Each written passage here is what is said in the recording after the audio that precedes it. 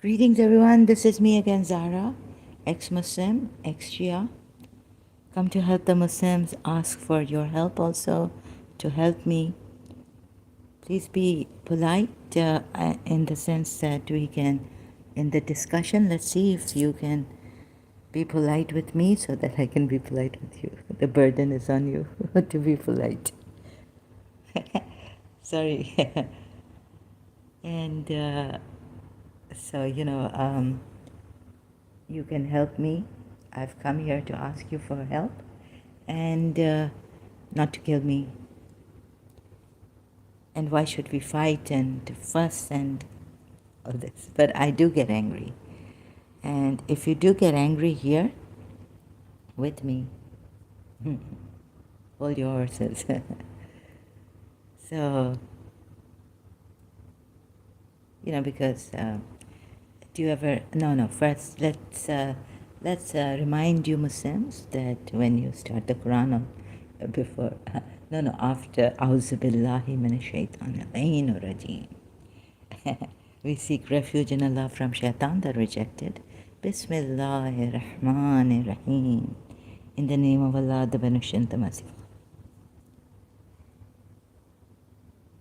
So, let's start with if we can be compassionate, merciful. That's the first, not the first thing, but the second thing God wants us to do. And that is because Shaitan can make us unmerciful and uncompassionate. Right? Be nice, be like this, not the way the other ayats, be like what you are told in Surah Fulat, nor can goodness and evil be equal. Repel evil with what is better. Then will he between whom and thee was hatred come as it were thy friend and intimate. 43. And no one will be granted such goodness except those who exercise patience and self-restraint, none but persons of the greatest good fortune. So sorry, my patience has worn out, I know this, due to my condition. And if that's the case with you, then please just listen. And I cannot tell you, I know how it is. So it would be better to do, if you really have that compulsion like I do, to come here and show you this, and it's like the end of the world is coming near, and I want to help the Muslims leave Islam. How shall we deal with that? I don't know. Let's then just start. So I hope I understand that you cannot be good with me, but as a Muslim, as a Shia, even when I was hit by this terrible thing, what I tried to ground myself is that not not be social, not like go out in social gatherings and all this, avoid all that, because something might come out of my mouth that the demons or whatever they are, or my mind has gone like this. No, there is evil. So we need to see that also, observe that.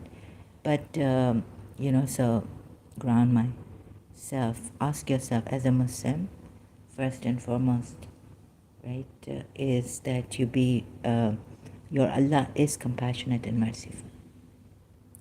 So he allowed Pharaoh also, gave him respite. Iblis, he gave respite, right? So avoid, even if you're angry, like that Shia who told me, who came here, Iraqi, that he was angry, but then, he kept his peace. Didn't say anything here. So please try to do that if it's possible. And although Abraham and his people said that hatred has come, but still, like, look at those ayats that say that your God, be equitable with your enemy also. Oh, and those who have not fought you. I'm not fighting. Am I fight? I'm using reason. You see, reason, good fight. So I'm not killing you or picking up a sword to fight you, or a gun. So if you can also do the same as that, use reason, and know that this was my prophet. I wasn't a Christian or a Hindu or someone, Jew, right? So this was my prophet, this was my religion, how I feel about this, betrayed in this condition when I should be taking time to do something else. Okay, so you see, what I realized is taking, not this, this ayat, Surah 7, ayat 184, then do they not give thought? Now, if we take Freudian psychoanalysis, then we have to be like him, I guess. So, mind problem, he wouldn't say that it's a spiritual problem, right? So, thought doesn't come to that level of spiritual problem, that he may be possessed by a jinn. And yet it says here, there is in their companion no madness, meaning jinn possession. Not any other madness, but jinn possession here. So if you give thought, you could turn up to be like Freud, the father of psychoanalysis, or a psychiatrist. So this is not enough in itself. This has a problem, this ayat. By the all-knowing God it has come. I cannot accept it. So I did critical examination, appreciation of the Quran, and found that it's falling apart. So, if you have, if you're new here, or if you don't know about Islam, jinns, they're not people, they're not human beings, they're not from some different culture, place. Here, they are invisible, smokeless, jinns are made of smokeless fire. They're entities, and they are invisible beings, like spirits, who could possess a human like spirits, right? Iblis was a jinn who became shaitan, not obeying the command of Allah, given to the angels. I don't know why it was given to the angels, and he was from the jinn, and jinns are not angels. Jinn can be devils unseen, not humans. They can take human form at times, we're told. Animal form, tree, things like that, but that's another matter. I don't have to tell you so much about the jinns and what they can do. But this is enough. So Allah is telling the companions of Prophet Muhammad that he's not possessed, actually the right word to be used here, not no madness, but that he's not possessed by jinns. However, when you look at this ayat also, Surah Jinn ayat 19, there were jinns, I feel. So I would reject the Shia account because commentary that they were the pagan Quraysh people, because this ayat is the title given to this surah. Surah is Jinn. Surah Jinn it's called. So remember that. And so when we come to 19 ayat of Surah Jinn, 72 chapter of the Quran, it says, and that when the servant of Allah stood up, meaning Abdullah is a title of Holy Prophet. This I would take from the Shias.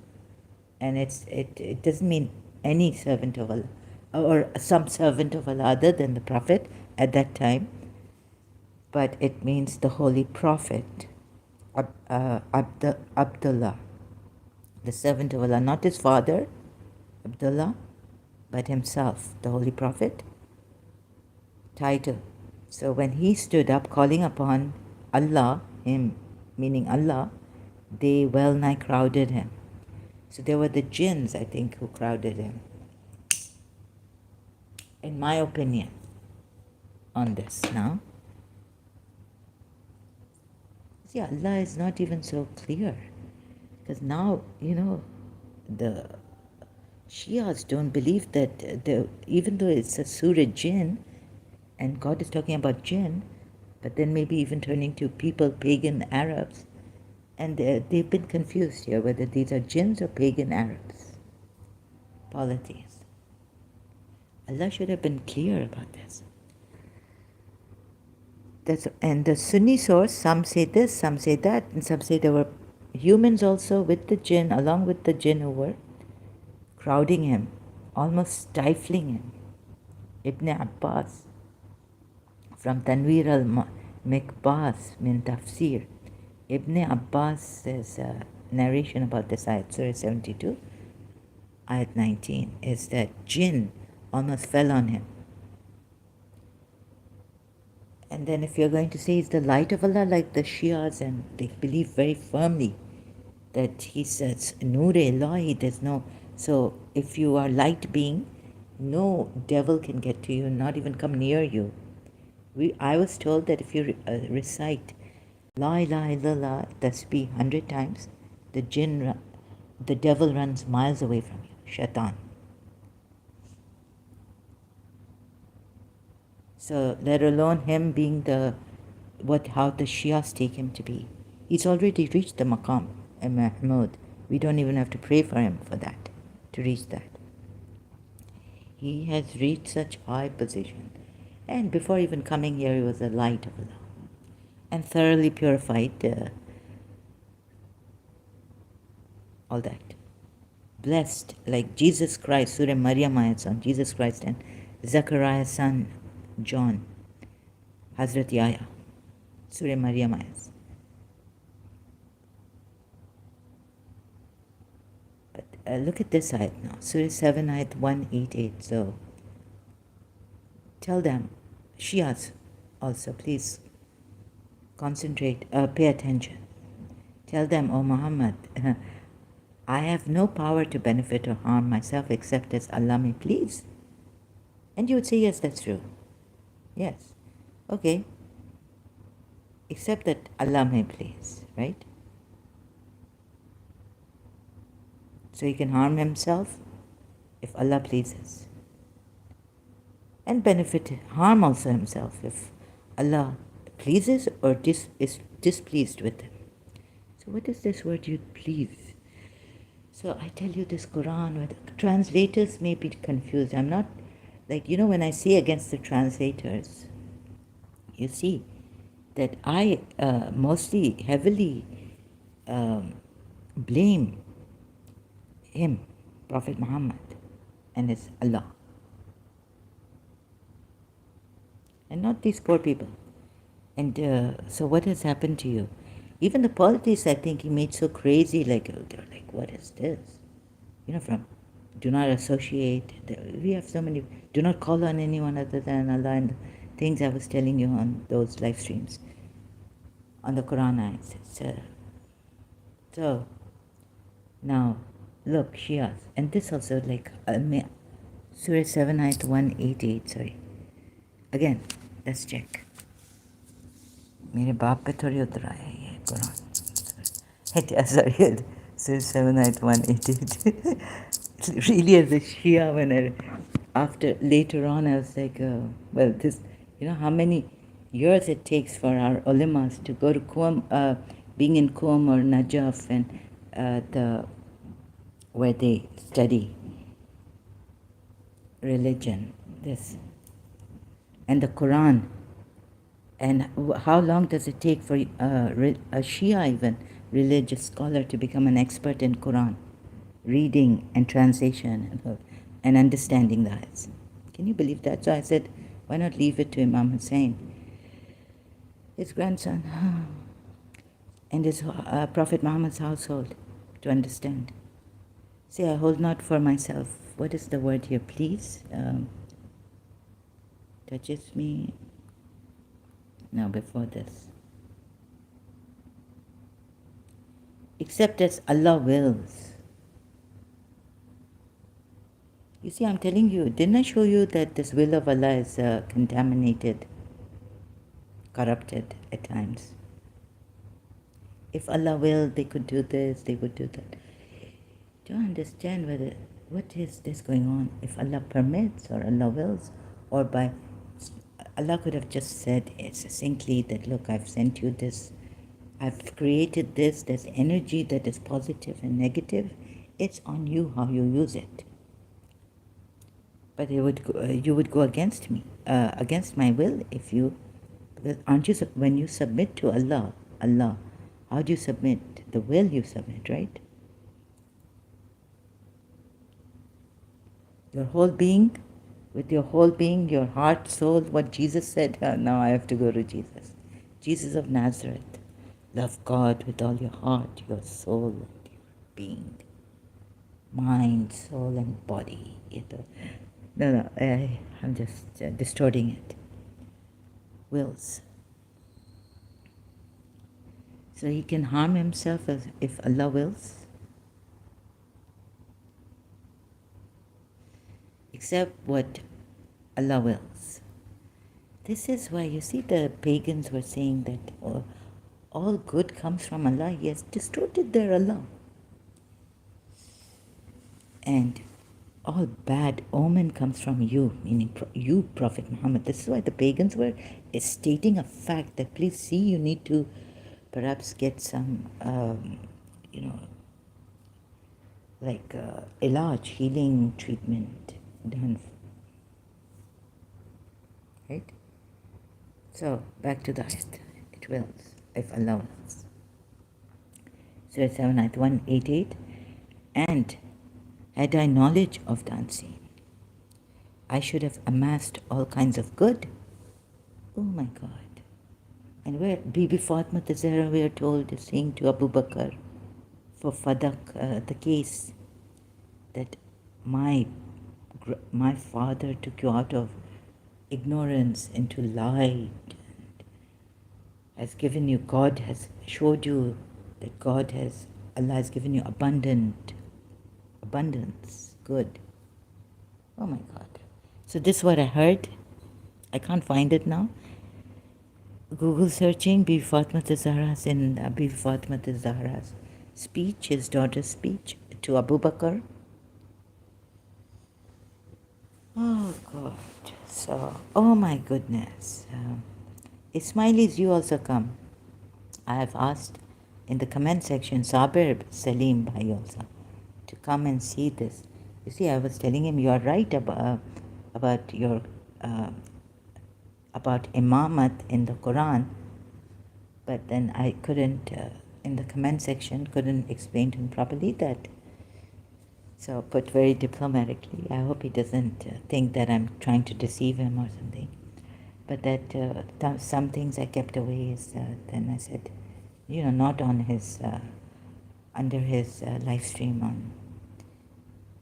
Someone's written a book about the Ismaili Imam, not knowing. So you're right about certain the imamat in the Quran ayat. He's right. So a little bit on this, I will talk later, or shall I do it now since I've mentioned it?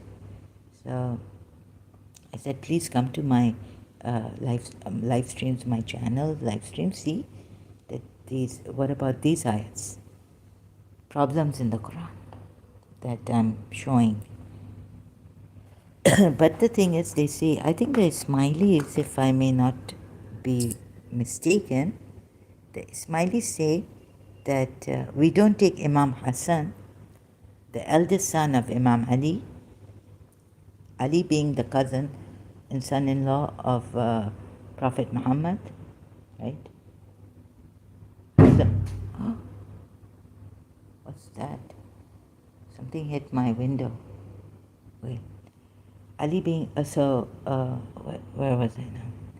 Ooh. So, what was the point? Where was I? So Hassan ibn Ali, son of Ali, Abu Talib. Oh, and Fatima, son of Ali and Fatima, the eldest son. So if I'm not mistaken, Ismaili said that the split between the Shias was on this Imam Jafar Sadiq's son, that Ismail was the eldest son and it should go to the eldest son, Imamat. Then how come that this has gone to, eldest son of Imam Jafar Sadiq, right? It should go to. And it can't go to two sons, like after giving it to one son, then his son, not two brothers, it cannot go to. Like after giving it to after Imam Ali, giving it to Imam Ali's son, but then it should go to another brother, another son of the Imam, and the eldest son of the Imam. So like Sabir Salim has, I'll just keep his, he's shown here, very good. He's got a, like a, what do you call it? I'm going to find his video here and just put it, let's see if you can, book review, right? Here it is. Let's see if it's come here in my library. My privacy violated. Oh, sorry, excuse me. So you see, sorry, Sabir Salim, using your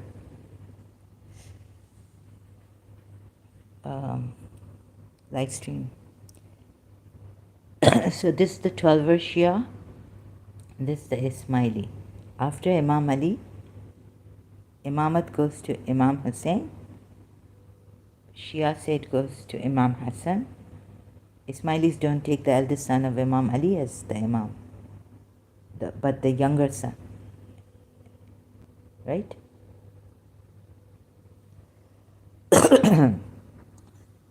Very good. Sabir Salim, thank you so much. The way he's put it here, Ismaili Shia Sabir Salim, book review live examining the Ismaili Imams, Ismaili Shia Sabir Salim. Right? Sorry, excuse me. Huh?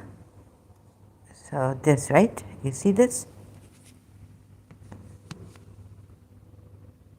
But on Imam Jafar Sadiq, the Ismailis take the eldest son, Imam Ismail. And they tell the Shias no, because Imam Musa Kazim is a younger son of Imam Jafar Sadiq, it should not go to him. This also, reason being. But then here they've made a mistake, haven't they? Imam Hassan is the eldest son of Imam Ali, and it should have gone to Imam Hassan. And not Imam Hussein here, the Shia Ismailis here have taken the younger son of Imam Ali as the Imam. Contradiction. When they give, when the Ismailis give a reason to Ishna Ashari, not only through Nas and all this, but that it should go to the eldest son of Imam Jafar Sadiq. That's why we took Imam Ismail, and he was alive. He didn't die.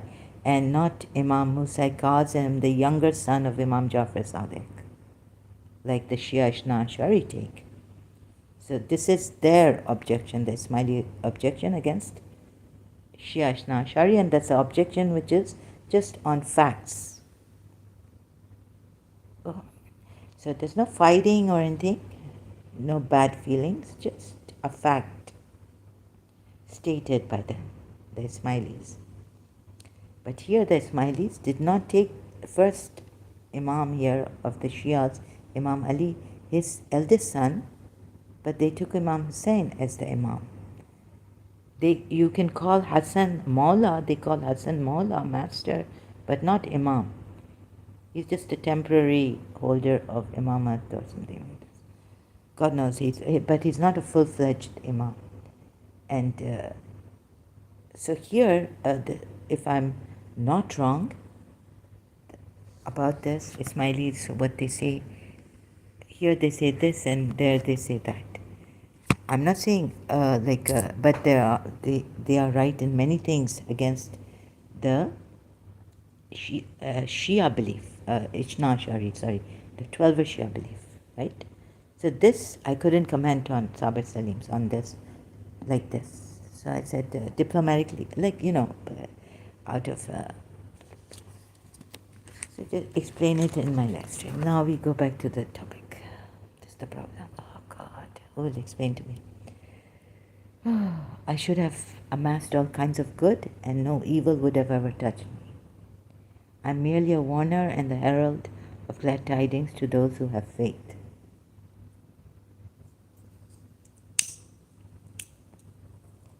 Stress rising. Tell them. Now, the Ismaili Shias and the 12 Shias, both, they have some things in common, a lot of things in common. A lot. Now, he's the light. How could he say this? In Surah 7, Ayat 188, Allah is saying, tell them. Allah is telling Prophet Muhammad. And no Sahaba. Right? You get it? Oh my God, problem.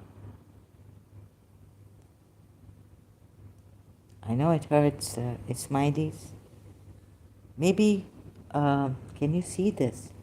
Because recently, I was like, I felt that, the Ismaili sermons, lectures, so beautiful, so good, so succinctly put, and so well explained, simply this, that. I was praising them, but certain thing a little here and there objecting, but then it was like college, like, oh no, wait a minute, Zara, this Imam, I have been told by the Ismaili, he won't.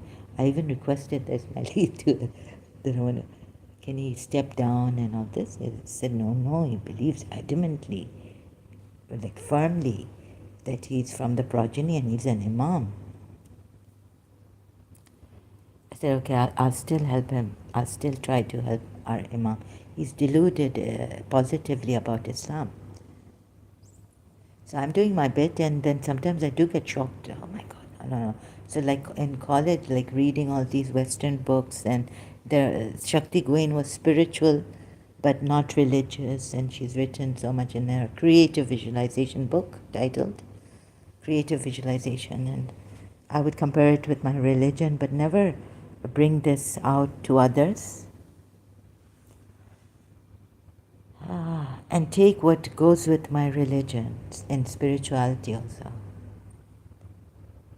So what I'm trying to say is that, like, oh my God, how can I go forward? Because Prophet Muhammad has said, don't go forward. Don't walk in front of, like, don't go forward than my Ahlul Bayt, and don't walk back, like, but walk with them or something like this. Be with them. Be with them, but we can't use we can't say anything. So I was like, maybe Shaitan is getting to me, thinking that what I've learned from Jiddu Krishnamurti and myself, and that pure awareness. So, and reading books like this. So there was one point there on this Ismaili sir that I didn't agree to, like, right? But the rest I was agreeing to. So whether I should say it or not. We're not supposed to walk forward, go forward than the Ahlul Bayt and their teachings. So the same thing was coming back. Like, I was a 12-ish year also, when I was in St. Joseph's College, so keep my silence on that. Maybe it's the Shaitan. Like when I was studying philosophy, I wanted to ask my teacher, but I couldn't, I was too shy. Then another student asked her. I was like, oh my God, I was thinking of the same thing. That, Miss, you still believe in this? You still believe in God then and your religion? She says, the more I study philosophy, the more I believe in God, God's existence. So when we were doing that cause and effect, and God is the primal cause, in philosophy. Like that. So I was like, well, I've got Imam Hussain, and he just gives us freely that presence of God that no mind can. He's just given us this without the cause and the effect. We don't have to use our mind. But I loved using my mind in philosophy, logic. Oh, I enjoyed that. Okay. So Shias, you see, he shouldn't. Are you shocked?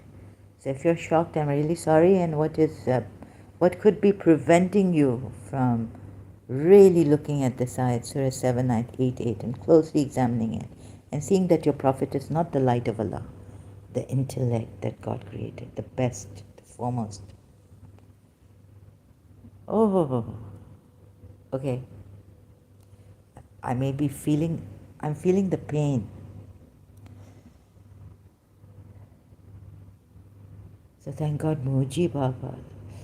You know how much Muji Baba's consistent thing on this pure awareness. Leave everything now. Leave your mind. Just be empty, empty. You just remove the 7 veils that God is covered in. I felt. Now you see, forget this, that, okay, Muji Baba, now something is coming up, that's your mind attacking you. And I realize the mind is the culprit. Even the positive, So you see when the sir, Ismaili sir, was saying in one of his videos that there's positive thinking, so you have to hold on to that positive thinking, right? And there's negative thinking. Purge the negative thinking and don't give your thought to all the negative thinking, but remain in that positive thinking. Now, you sometimes you can't. You feel like a hypocrite, imposter. Sometimes you get angry and you have to act polite and be, and you feel you're not being like truthful about your feelings to the person. We don't know how to handle that. Like if we are if we are in disagreement with the boss and something the boss has said made us angry or upset or sad, we don't go to the boss and say, sir, can I speak to you? We don't know how to do that, although my Hindu friend was telling me how she went to one of the boss and she spoke to him or her in London. I was like, that's so good that you were able to communicate with your boss like this. Some of us don't know, right? And we're not told how to, or maybe we are like, sir, sorry, I don't like the way you spoke to me that day. This is how I feel.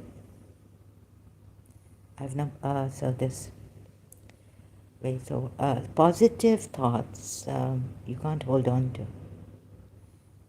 Sometimes, you come home and you're irritated, aggravated, you have chronic fatigue, or you're tired, you work. Although I never used to get tired. Anyways, in my childhood.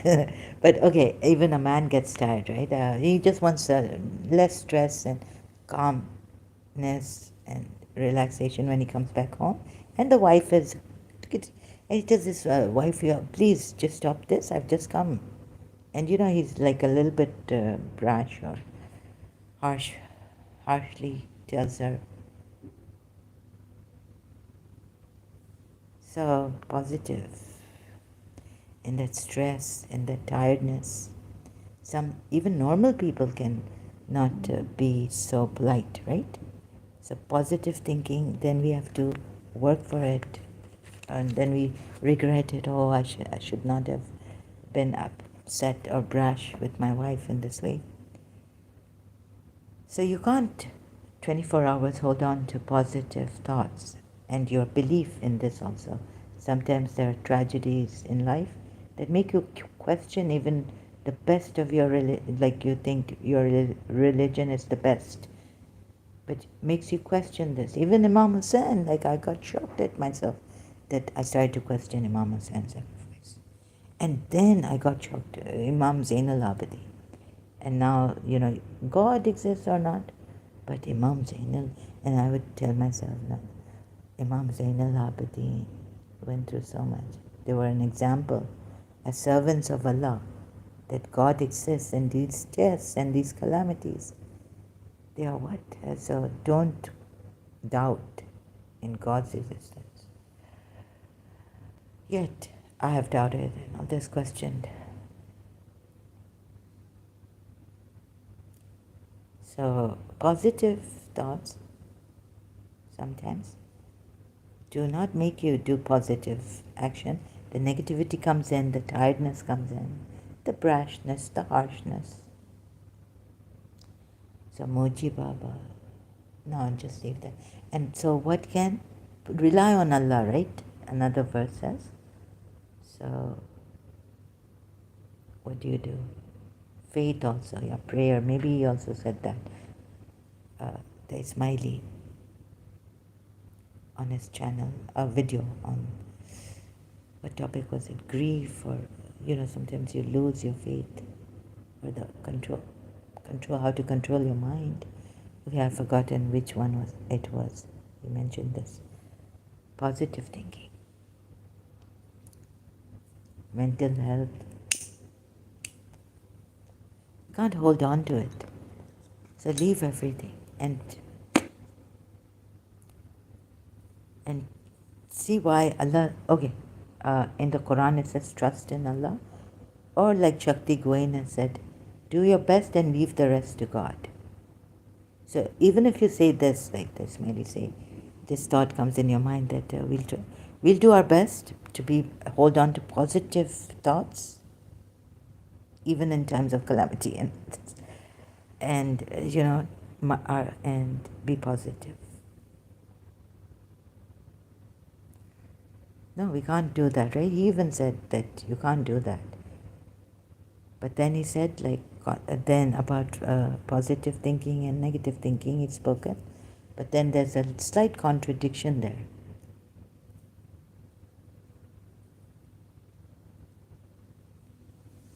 So the only solution is what Muji Baba has been pointing to. Sometimes I'm good, sometimes I'm not good. Sometimes I can hold on to the positive, sometimes I can't. So leave everything. This is even the positive that the thought is coming up with. Like someone could tell Muji Baba that, my life, I'm very happy with my life. I've had a nice life. So this, and I'm enjoying my life. Very good. So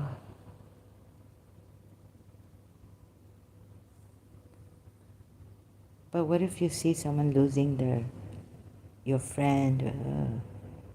It could get to you, right?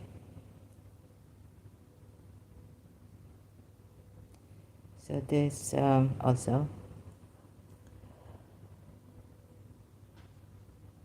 I should have amassed all kinds of good, and no evil would have ever touched me. So evil touches him. Sorry, my father said, in Sunni Islam there is a hadith that a Jew did jadoo on him.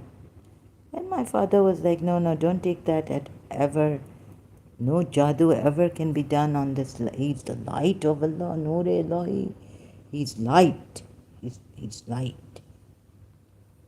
He's so pure. He's so blessed that Allah and the angels send. So my father was trying to explain to me that the Sunni hadith is fabricated by his enemy.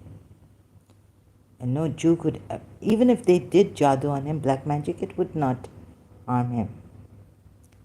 So I read in Martin Ling's, I think, that the Jew did in detail jadoo on him, black magic, and he went.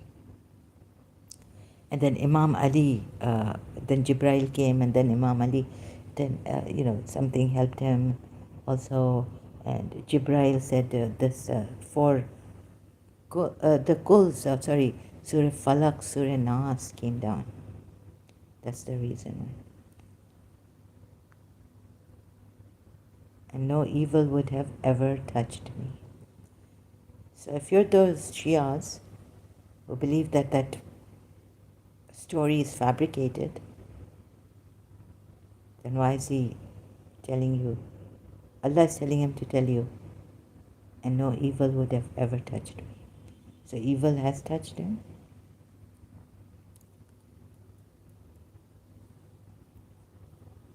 Or evil can touch him.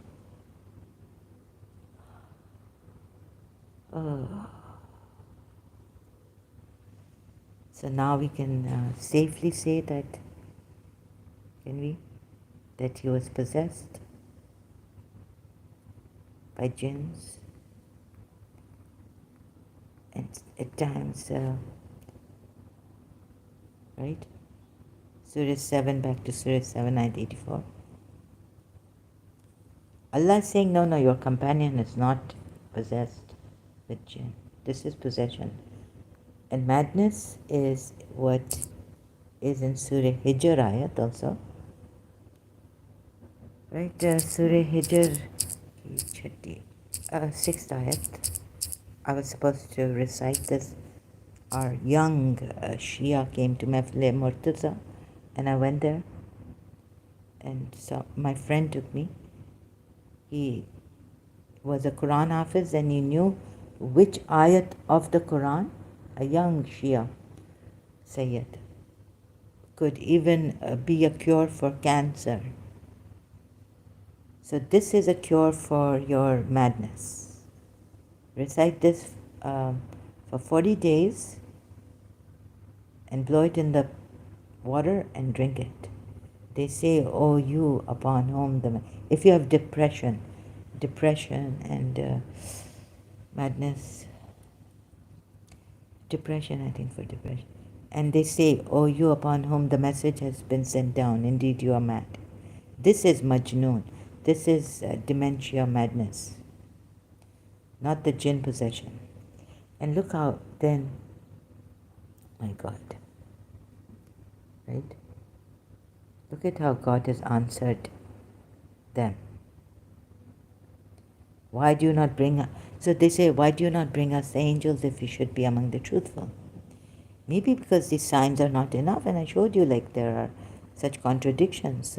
They say it's okay to call on someone whom Allah, like Prophet Muhammad called, for example, Imam Ali in Khaybar, who won victory by the permission, will of Allah. So now you can call on Ali, the Shia say, because that's a sunnat. He's the only one who can give you victory. La Fatah and with that sword, Ali. La Fatah illa Ali, la Saf illa Zulfiqar. Why do you not bring us the angels? So, there's nothing wrong in calling on Ali or your awliya they worship to go near to Allah. Surah Zumar 3. Many things like this. Against the polytheists, remember? Unjustified verses. If you should be among the truthful, so now they're asking, please then why do you not bring us the angels? Maybe they can even bring So Allah is saying here like they're taunting him, they're ridiculing him. You can see the other ayat down below. That there were many messengers we sent and they were mocked. So they're just saying, Allah is telling you, if you come to that ayat in the surah, that they are just mocking. They are not serious. We do not send down the angels in frivolity, meaning we do not send down the angels. And we send down the angels only to bring justice or truth, right? Or like, oh God, maybe these ayats are, and they say, oh, you to whom has been, okay, it's jumped up. Why do you not bring us angels if you should be among the truthful? We do not send down the angels except with truth. Very good, Sahih International, word by word translation of this Quran ayat. Not we send down, Nazil, not we send down the angels except with the truth. So you would say, oh, they're just ridiculing, Allah will give them a treacherous answer. But okay, send down the angels except with truth. Even in, like, Allah speaks the truth, no matter, He doesn't get angry like that, like humans. We did not send down the angels, we do not send down the angels except with truth. Except with the truth. This means that when Prophet Muhammad came down, when Prophet Muhammad announced he's the prophet and all, and these revelations, could have said that Jibreel came with the truth, right, to him. So putting it this way, I'm trying to think how Allah should have put it here to answer these mockers, even if they're not serious. But not this way. He should not have put it this way, right? Like this about Abraham and the messenger sent, and Lut's time also. Abraham and Lot's time. That then, okay, and they would not then be reprieved, have any respite. No, please send the angels down, right?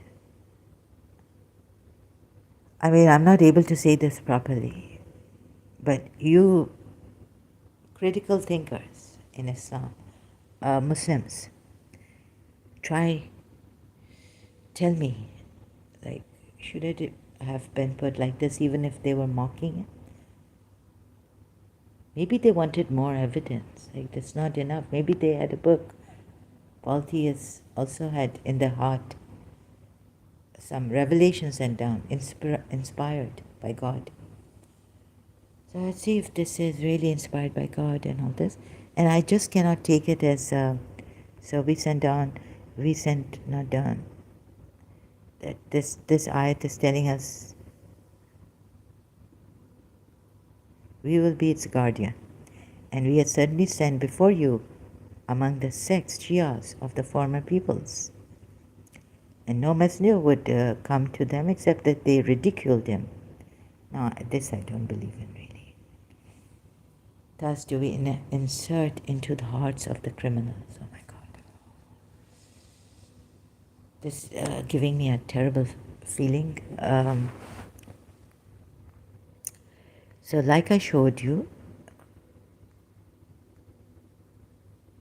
that I think they really need to be sent angels down. Why? Polytheists. I mean, you see how much this contradiction. Why not call on other than Allah, who Allah has sent and proven on this earth to you that He gained victory. He's the one. And Surah Nisa, like those people are praying, oppressed men and women are praying to Allah, oh Lord, and Allah is telling you, why aren't you helping them? Fight in the cause of Allah or for the oppressed men, women and children who say, oh our Lord, bring us from yourself, send us from yourself, laduni. What? Ilme laduni is what? Divine ilm.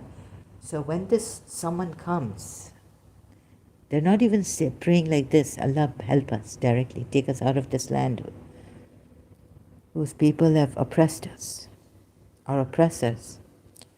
But send us someone from yourself to help and to protect us. So when He's sent on earth, He's on earth, present. You go to Him, and even when He's gone, for all times, helper is this. Or that Allah keeps continuation. His son becomes the helper, and then his son, the lineage goes on like that. And you don't have to call on Allah directly. What's the use of when you have that one whom Allah sent from Himself to help you? Now, what's the use?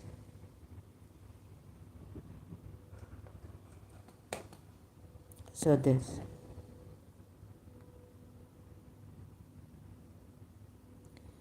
In Surah 72 at 19, and when the servant of Allah stood up calling upon him, now he's only calling, oh my goodness, look at this.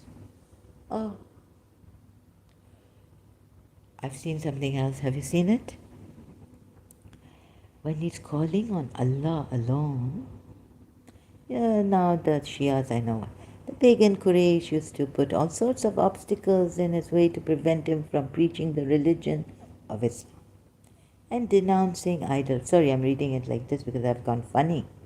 They used to ridicule him, persecute him. Like, they can't even fathom that the jinns have now crowded him with a dense crowding. Like, you know, it's like in my room when, in a trance, I was hypnotized and all this. Then what? Looking, my whole room is like full of smoke, like very light. Like it's like clouds have come down. How shall I explain it? Like in Bourbon, or it's like misty room I had in Karachi. All the jinns have come here, dense, made a crowd in my room. Misty, right? So actually this is what it means, I think, that they crowded him densely. Or maybe when I was reading my Quran translation, someone's density, well nigh crowded him. Jinns did. They can't get it, the Shias, 12 Shias. So, what would the band Ismaili group say? I'll have to go to their website on this ad, but I don't want to go right now. But I found because I knew some Shias were saying that the jinns even, so this from the Sunni source, not our source, not your Shia source, Islamic source other than the Shia Imam source, they crowded on him, almost stifling. The jinn almost fell on him. So who has he called on? He's only called on Allah. And how could they come near him? My aunt told me, and then even Sayyid Ali al-Hakim, Sayyid Mehdi's son, told me, recite La ilaha illallah 100 times. What would that do? My grandaunt told me many years back, that if we recite 100 times La ilaha illallah, shaitan will go away from us, right? Only La ilaha illallah. What is La ilaha illallah? Only calling on Allah. There's only one God and no other God. There's no God but one God. La ilaha illallah. Or there's no God but Allah. Christian Prince has found problems in La ilaha illallah. He's calling upon him. Stood up. How could the jinns come? But these are jinns. When you call on Allah alone, how could they crowd him densely? Then, so when he was calling on Allah alone, the jinns and then what's the next ayat on this? And the tafsir, Surah Jinn ayat 19. Surah Jinn ayat 19. Maybe 20 I should go to. It's enough. 19. Say, O Prophet, I call on my Lord alone. Oh, that's why they left him. And I do not associate out with him in his divinity. Ashhadu an la ilaha illallah wahdahu la sharika lah. Wahdahu la sharika lah.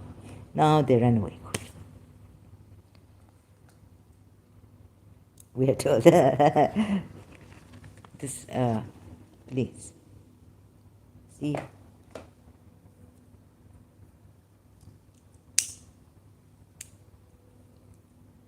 say, O Prophet, I call on. See the tafsir on this.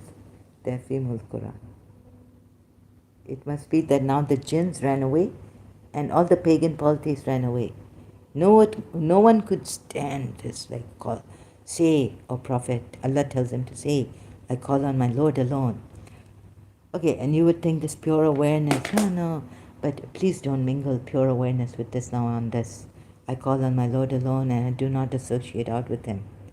There's nothing but pure awareness. Don't put it like this. Although we come to it like this, nothing. Leave your mind aside. That's the shaitan. It attacks you.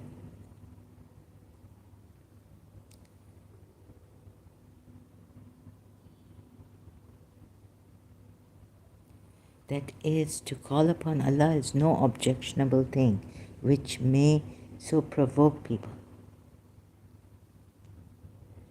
It's actually provoke people because of what?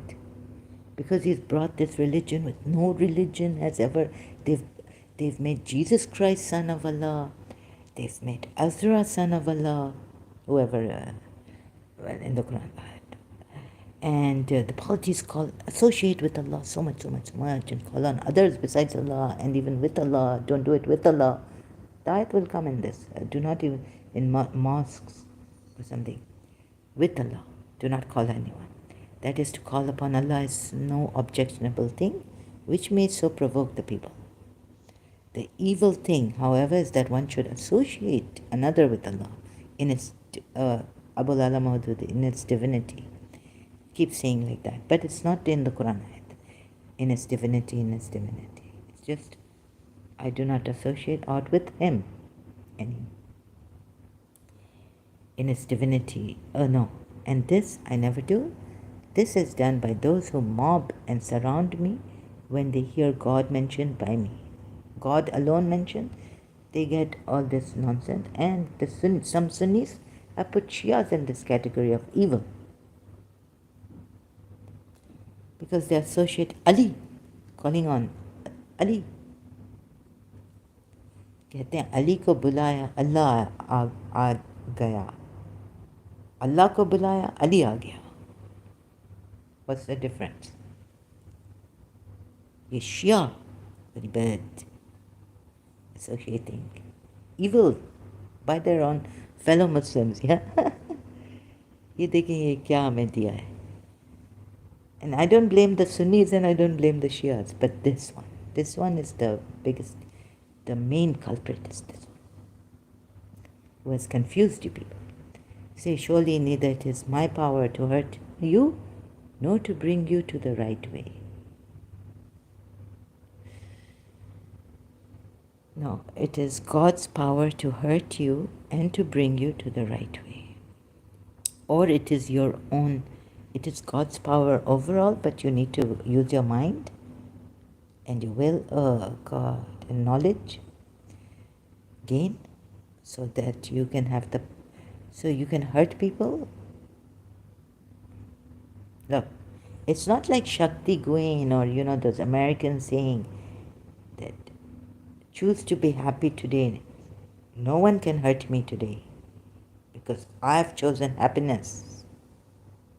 No one can sadden me. I'm not going to be sad. I make a choice today. It's not like this.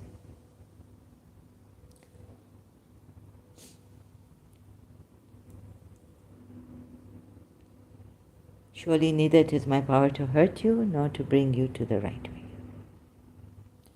Say, none can protect me from Allah, nor can I find a refuge apart from Him. None can protect me. Yeah, this is okay. From Allah. My task is no more than to deliver Allah's proclamation and His messages. And whoever obeys Allah and His messenger, surely the fire of hell awaits him. So whoever disobeys Allah. Did I say obeys? Disobeys Allah and I said, surely the fire of hell awaits him. Therein he will abide in perpetuity. Anyways, I get tempted to go beyond this. So you see, I call on my Lord alone. I can't believe this. That's why I think I get tempted to read the surely neither is my power. If he calls on Allah alone, then they have crowded on him. Since he was calling on Allah alone, and when they crowded him, Allah said, "Say, La ilaha, say, I call on my Lord alone, and I do not associate out with him." Wasn't he already calling on Allah alone? This also, you see? So why did they crowd him? The jinns also. So then, calling on Allah alone, what does this? I tell you what, well, the word is not, I can't, I'm overwhelmed now. See, if I go astray, that is my loss. No. See, I have a problem. I've jumped. Can I remain here and look at this terrible, terrible thing? And that when the servant of Allah stood up calling upon him, meaning Allah, they well nigh crowded him to death. So he was calling on Allah. And then when they crowded him, said again, like say it, like again and again, like maybe, to emphasize. So they went away. Some Sunni hadith or what sources say that the jinns and those people, they loved him so much for calling on Allah alone, they densely crowded him. Like they were wanting to jump on it, all over him.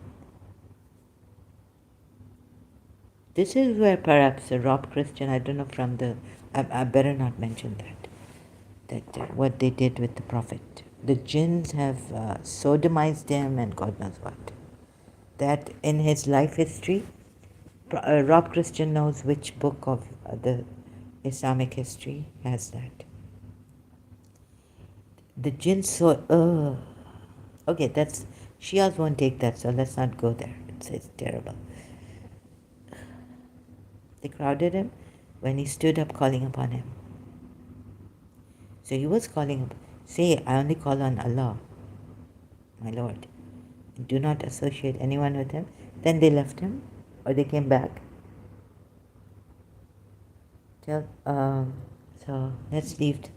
So now I'll be on that, trying to bring myself out of the shock here. No. Let's now cut that off and go to 7. Surah 7, Ayat 188. Tell them, O Muhammad, I have no power to benefit or harm myself, except as Allah may please, and had I knowledge of the unseen, I should have amassed all kinds of good, and no evil would have ever touched me. I wonder what the Shias will say about this ayat. Just wondering. I don't want to go there right now. I'm not ready for the multilingual Quran. That he's telling the Mu'minins that you have no power to benefit or harm. It's general, except that Allah wills, and had you knowledge of the unseen, ya Mu'minin, you should have amassed all kinds of good, and no evil would have ever touched you.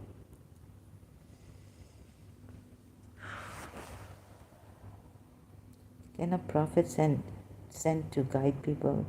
But he's just a warner. He's not even a guide. See, I cannot guide those I love, but only Allah guides those who want to be guided, right? And see, if I go astray, now hear what will the Shia say. I want to catch the Shias here. Surah 35, Ayat 50. If here they're going to make out that to the believers, say, meaning you are told that without Allah's will, no harm, no power, no benefit can come to you, and without His knowledge of unseen knowledge, I would have amassed all kinds of goods, and no evil would have ever touched me. This is just a general knowledge to educate you. But Allah could have said it without telling him, "O Muhammad, say, I have no power." Instead, say that no one has power to benefit or harm anyone except as Allah may will. And had anyone knowledge of the unseen, they would have amassed all kinds of goods, and no evil would have ever touched them.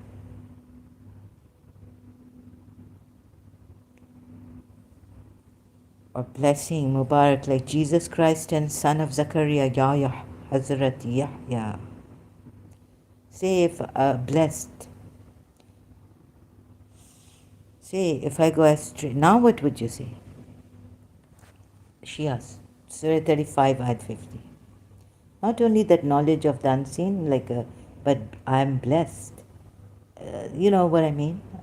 Really, sorry, I'm so tired of this. But I just cut myself sometimes to escape. It's maybe too much for me. Sorry, I know I'm bad in this. Surah 35, Ayat 50. Say if I go astray, that is my loss. And if I'm rightly guided, it is through what my Lord has revealed to me. He is all hearing and ever near. So at least he is near. But can a prophet sent to guide people say it like this?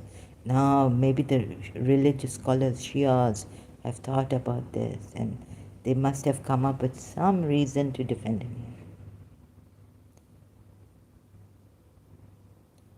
But he can harm himself. He can't. I have no power to guide you. And rightly guided, I'm rightly guided. And if I am rightly guided, but he is rightly guided. So he must be, Shias have found that reason, that Allah has told him to communicate to the Muslims, Muslim believers like this. For them, if I go astray, that is my loss. Not him, Prophet Muhammad, as a prophet. You get it? So this is what the mind comes up with to defend him. Shia mind, Shia thought. But he can harm himself, and also if he were to go astray, no.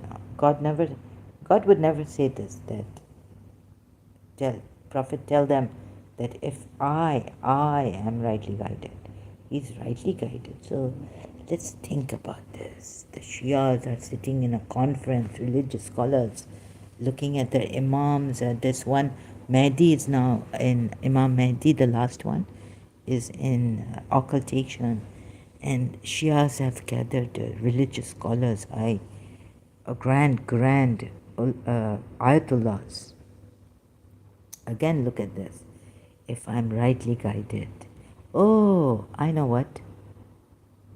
Allah has told him to tell the people, that they should tell the people, his people, believers, to tell the people, if I go astray, that is my loss. Right? Not your loss.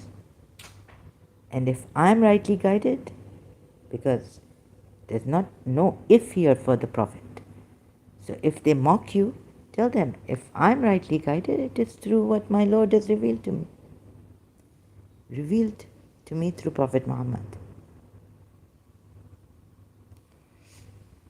So problems coming here, so I don't understand even Shias if the religious scholars sit there. My Lord has revealed to me. No. My Lord has revealed to my Prophet.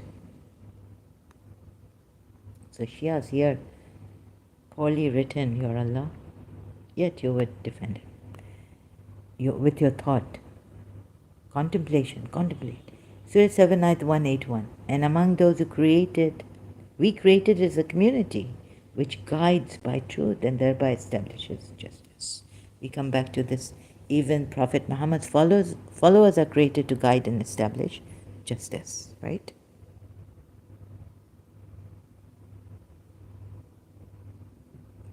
Nor can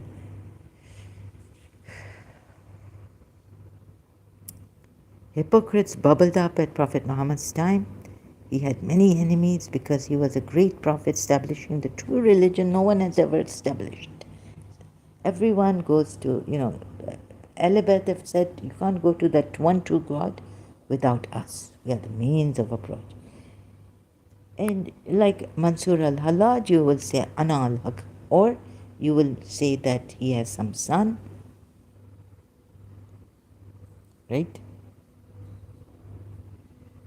So, where am I now? True religion? Yeah. So that's why these people were like, Shaitan has got into them. Like God is the Son, Jesus Christ is the Son of God, Jews say Azra is the Son of God according to the Quran. Quran, sorry, not Bible. Jews say.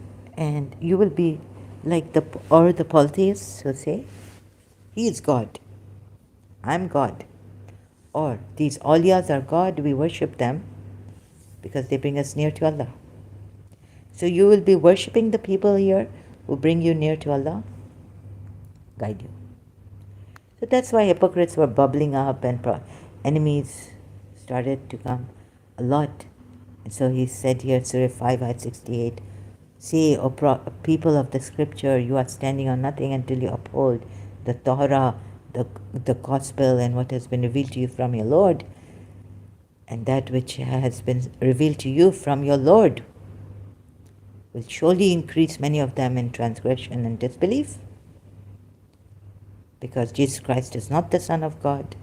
He was just a prophet. Yes, Messiah, Spirit of Allah, but not Son of God. Yes, Word of God, but not the Son of God. Like this is also a Word of God. And increase them in disbelief. So do not grieve over the disbelieving people. He's brought the best and stay with the best. Do not worship anyone other than Allah. Do not call on anyone other than Allah. And then so what has happened here?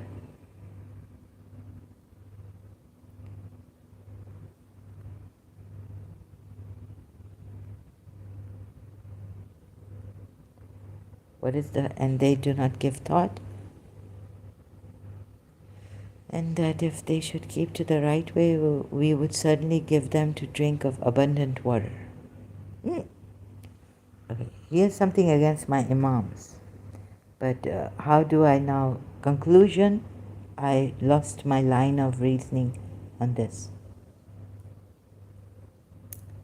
Yes, a lot of enemies have come up, but what should he do?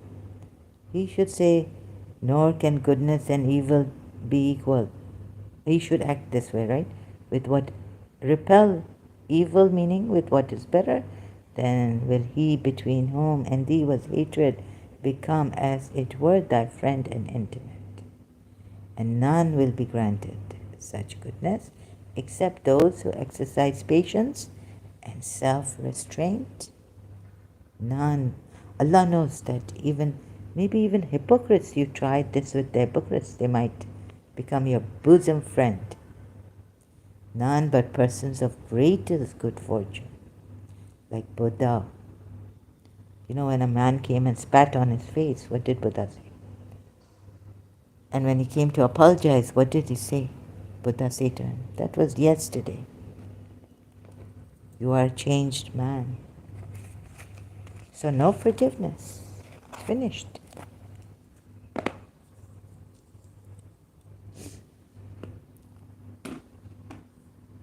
And you see him using Allah to tell the Ahl Kitab, Surah Nisa, that we will deface your faces. There's compulsion in religion now. Threats.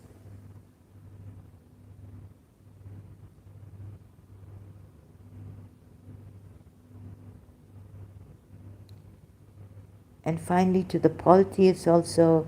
Polytheists, look at what he's used Allah for against the polytheists. Surah 9, Ayat 19.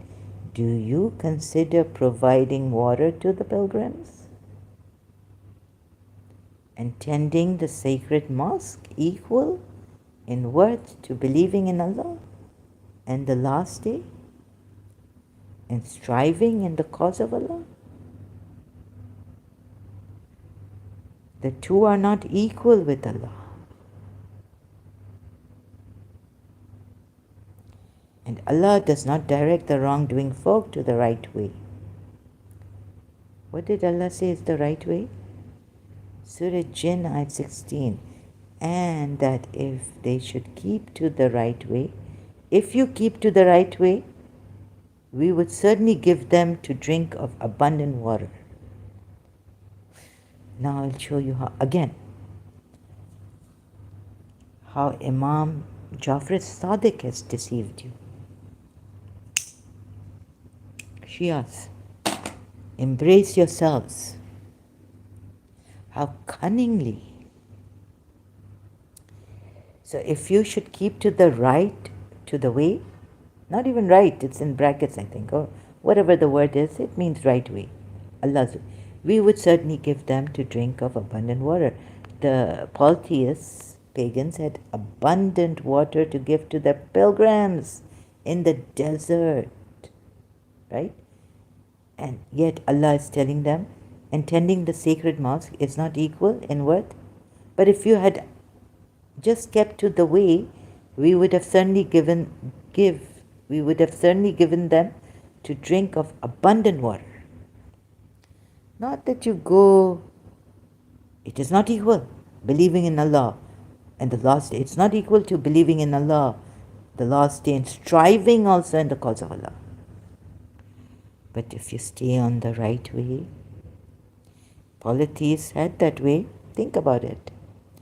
And now what Imam Jafar Sadiq says, and Imam Muhammad Baqir says the right path mentioned in verse 30 of Surah Ahqaf is referred to in this verse, right? Surah Jinn, ayat 16, and this is Aka Mehdi Puya giving the narrations of Imam Ismaili's belief in Muhammad bin Ali al-Baqir and Imam Jafar Sadiq. Moreover, Imam Jafar Sadiq has said, the water in this verse stands for the knowledge and insight into higher things, which they were giving because they were on the right way. So you don't have to strive in the cause of Allah. Allah would give you abundant water, knowledge. Okay, even if you take what Imam Jafar Sadiq has said, the water in this verse stands for the knowledge and insight into higher things. Look what they were giving to the pilgrims, providing water. The knowledge and insight into higher things. And they had abundant water there in Makkah to give to their pilgrims, these polytheists.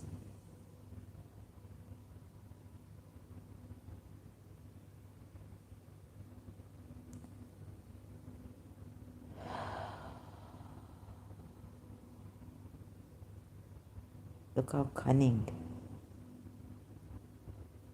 Would you have to strive in the way of Allah? I think take Surah Jinn, ayat 16. I think that, and I've put it here together. I think this should, that had you, and that if they should keep to the right way, we would have certainly given them to drink of abundant water.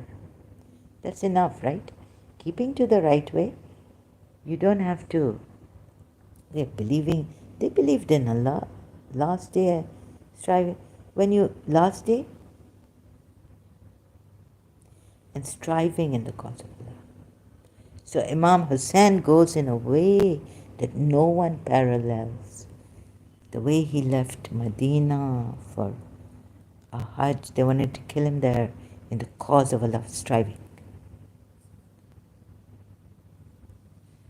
They do not take the Yathrib Jews also, they do not take a step in the cause of Allah, in the cause of Allah. But now Kausar is here for them, the polytheists. I think this is why. They weren't mocking him or anything. You see, they understood, I think this is from their heart revelation, and that if they should they kept to the right way, the polytheists, worshipping their idols, we would certainly give them to drink of they had abundant water to give to. The polytheists had abundant water because providing water to the pilgrims? For free.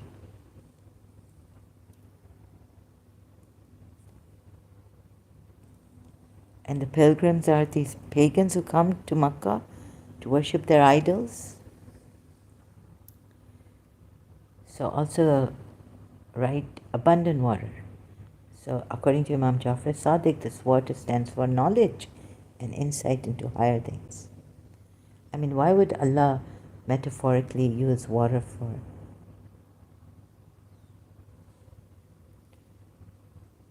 And Kausar, we say, is a pond in heaven, right? And we have given thee Kausar. So pray to thy Lord and offer sacrifice.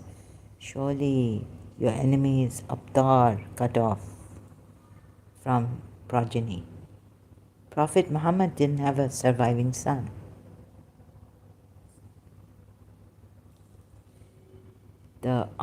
His all has come from his cousin Ali and his daughter Fatima.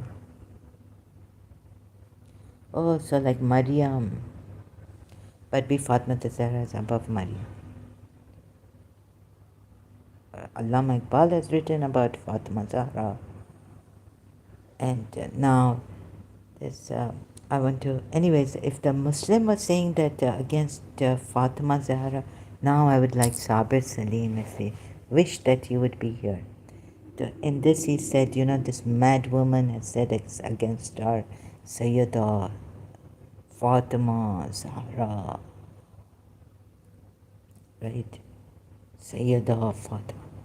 Some mad woman, like a Muslim or something. No. Not even a Muslim, must be a non-Muslim.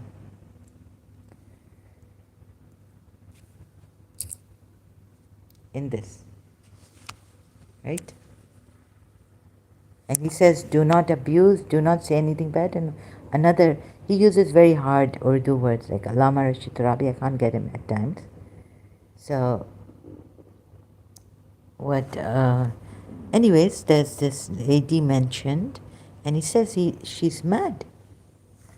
So aren't you, I think what in Urdu he mentioned, okay, we don't have this, I couldn't even pronounce that word.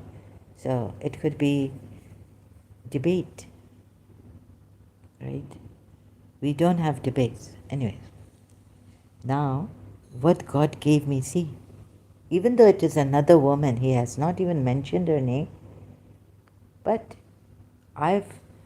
like I told you about Bi Fatma. Now who's mad? See what God gave me. Who's possessed? I proved it that Prophet Muhammad, to some extent, right, that could be possessed. And now what can I say about his daughter? That the Ismailis are going to come here, Sabir Salim Bhai. I'm saying something. Let's call him in this way, right? Sidelines. Fadak Fai.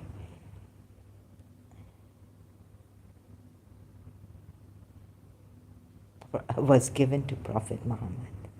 Have you ever thought of Sabir Salim Bhai? Aap soche, right?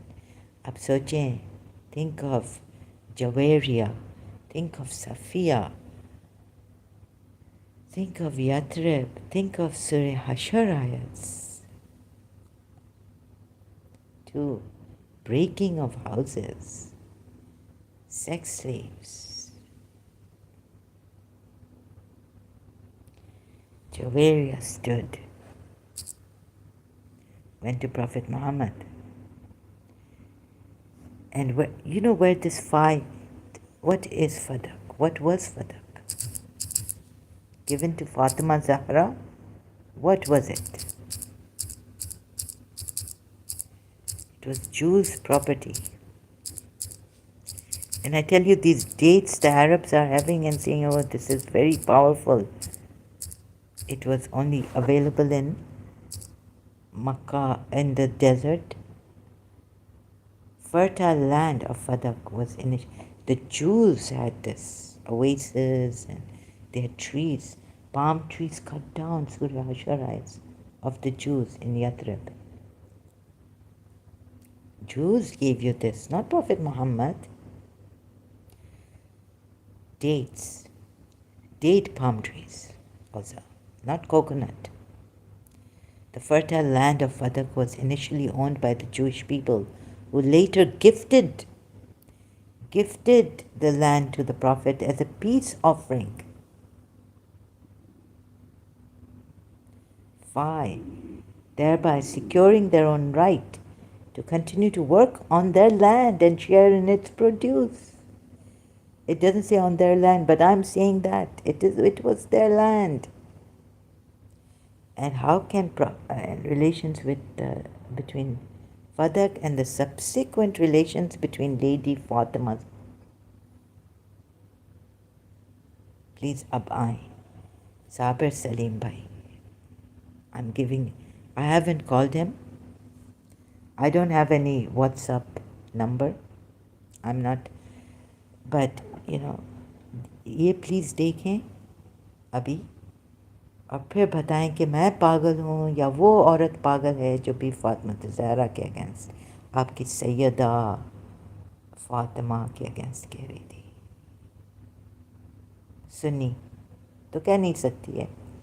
फदक and तो आप आएँ, हम आपसे, और आप मेरे live streams I hope ये पहले earlier on देखें. Following the demise of the Prophet, the ownership of the land of Fadak was disputed between the daughter of Prophet, Lady Fatima Zahra, and Caliph Abu Bakr.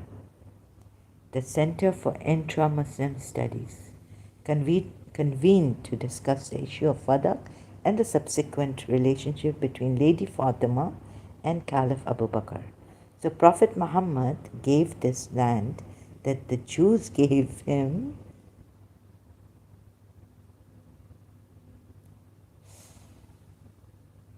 and then Caliph Abu Bakr took it after Prophet Muhammad's death. He confiscated it. As always, the co-director of the center, Dr. Muhammad Khalid, emphasized that the objective of the discussion is to promote understanding between the sects of Islam in a respectful and scholarly manner, rather than attempt to resolve the dispute, right? Maulana Abdul Hamid Kusuri presented Ahl al-Sunnah perspective and Sheikh. So this between Shia and Sunni. Maybe on this the Sunni lady said Abu Bakr did the right thing to confiscate. Lady Fadak given to Lady Fatima by her father, Prophet Muhammad.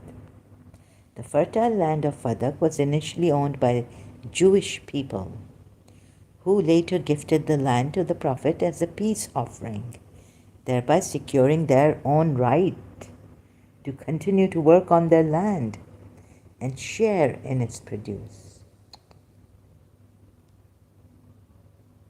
In accordance with the Quranic stipulation in Surah 59, ayats 6 to 7, such property is known as fay and constitutes the Prophet's personal property. Look what they gave to Prophet Muhammad, and he gave it to his daughter. So after the death, and look, so they were the Jews, good Jews, so they could peace. What does that mean? First, wait. So all this between Sunnis and Shias, you please work this dispute out, right? This is for you people, Sunnis and Shias, in a peaceful manner, civilized manner. Because Abu Bakr is their first caliph now. After Prophet Muhammad, Abu Bakr, they chose to be their first caliph. Or they say Prophet Muhammad chose Abu Bakr to be his first caliph, to be the Ummah's first caliph. And Lady Fatima and Abu Bakr had a dispute because Abu Bakr confiscated Fadak.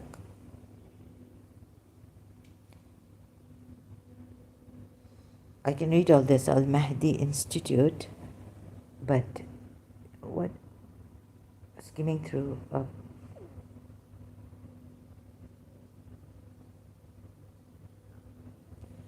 wait a minute. So the point here is, for this, my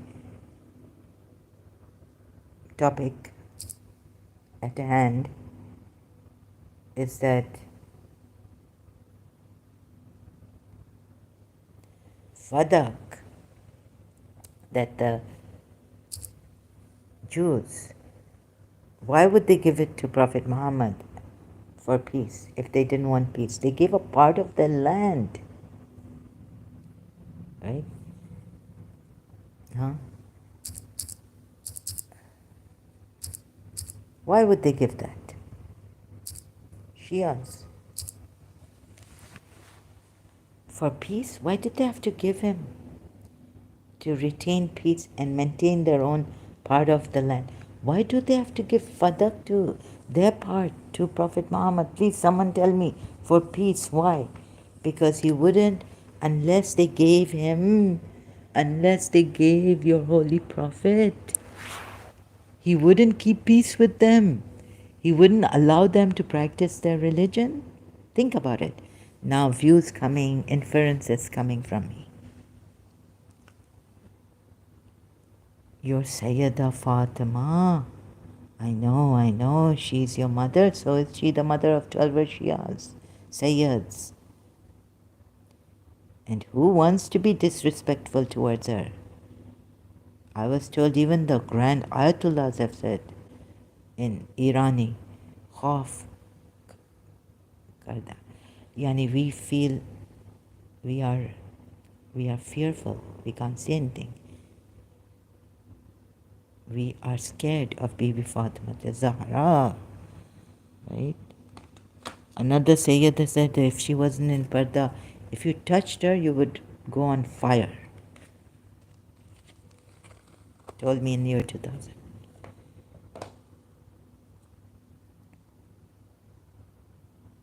About Bibi Fatima, Sayyida, we are afraid. We khauf kardam. Khauf midun. Khauf kardam kya? I forgot it now, my Farsi also. Shia grand Ayatollahs. Now please come, Ismaili. I don't mean to hurt you, but what I've seen, how Jawaria, what he did, rape Safia bint Huwai. And I took, yes, and why? And what he did to Huwai, Safia's father, after having killed him like this, taking Ibn Ishaq. And why did I take Ibn Ishaq, right? I followed step by step and took Ibn Ishaq. How he killed Huwai bin Akhtab. And the rest, beheading them and throwing them in the Khandaq.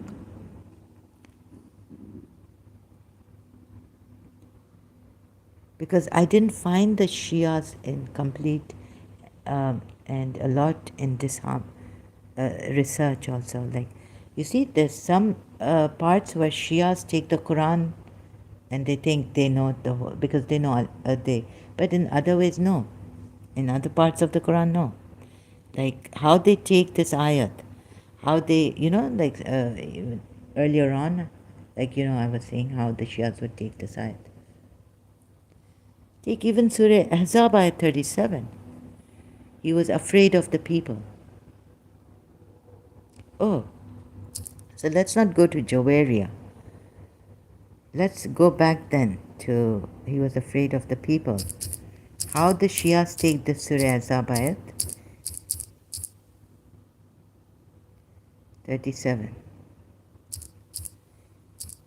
He's just, remember I did this long time ago.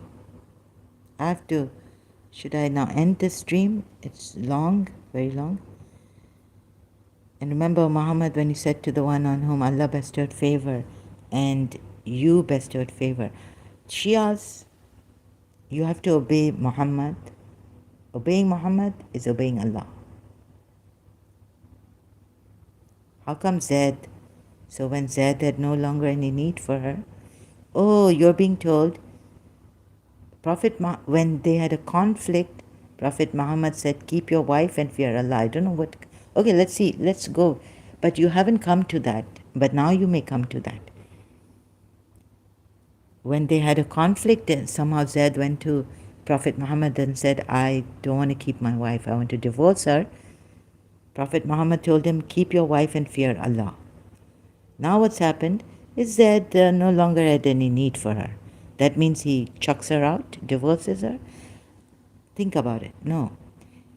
When Prophet Muhammad says, keep your wife and fear Allah, means it's an order of Allah. You have to obey him. This also. But I want to come to this part of the verse for the Shias. While you concealed within yourself that which Allah is to disclose, and you feared the people. So what multilingual Quran should I go to? Show you. You feared the people means that like Moses feared. Moses conceived a fear in his heart, right? Even Moses said that the people will start believing in these sorcerers, things, tactics, magic. And you feared the people while Allah has more right that you fear him. And so, moreover, the Shia say that according to their Imam's explanation of this part of the ayat, is that Allah is telling the people that no, he shouldn't be fearing you in this way, put in this way. He's not fearing you. While these wali Allahs and even Allah has more, you should fear, oh you Muslimin, Salihin, Allah, the righteous, the wali Allahs, saints, friends of Allah. Fear Allah only and no one else.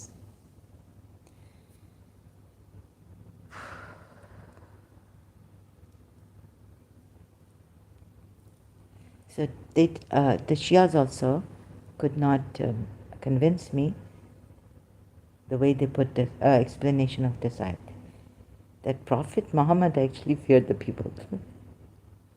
Let's see the Sunni. I fear they're saying that the Prophet had married the former wife of his son. It's prohibited by Allah in the case of a true begotten son, which is prohibited by Allah in the case of a true begotten son. And even so, according to the pagans, you couldn't marry an adopted son's even divorced wife. Divorcee. So he feared that the people would,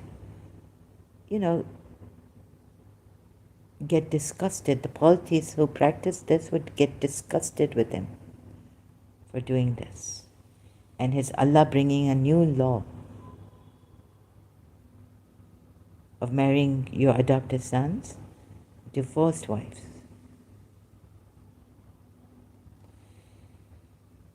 And he feared for their well-being that, they'll keep away now more so from Islam. This law coming, so this is why he feared the people, for their own benefit. That they will leave, they will get away, they won't even listen to him, they'll just be so disgusted. Anyways, but he feared the people for whatever their well-being or their understandable, but he feared the people. And then Allah says, while Allah has more right that you fear him. So it is telling the people that he shouldn't be, even for your own good, fearing that you will leave Islam, completely be disgusted with it, while Allah has more right that you fear him.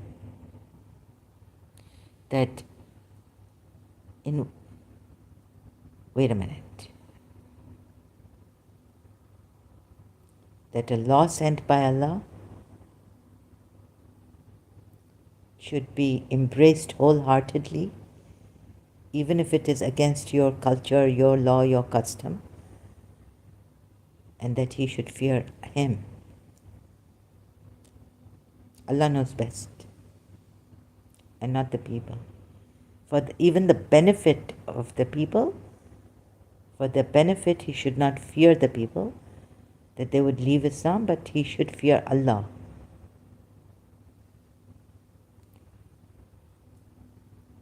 And leave it. You will grieve yourself to death, but they will not believe. Okay, let's go with you like this, right?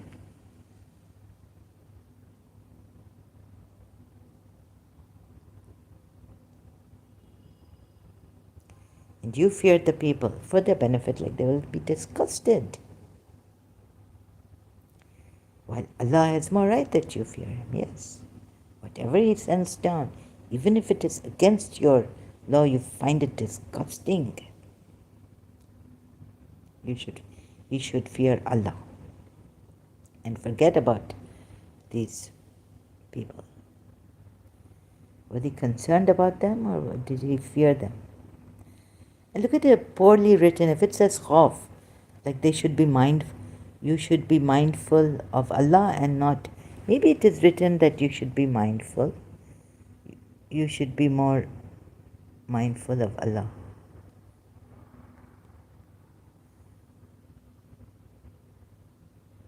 وَتَخْشَى, you fear. Khawf, where there's KH, it is not ittaqu, muttaqeen. You feared the people.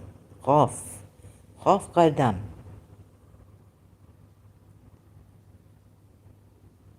Khawf is fear. Not mindful. That you should be mindful of these people. Consider that they'll get disgusted. He had that Allah is not put that way. Allah is put fear. It's terrible way put. See how many Quran ayats put poorly. Feared the people.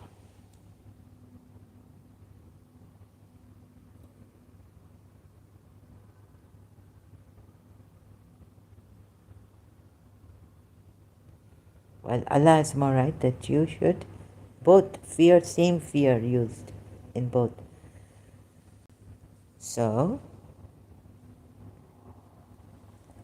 I don't think it was for their good, right? He just feared the people because he's going to marry Zainab bin Josh and he knows what Allah will disclose to him, the adopted son's wife.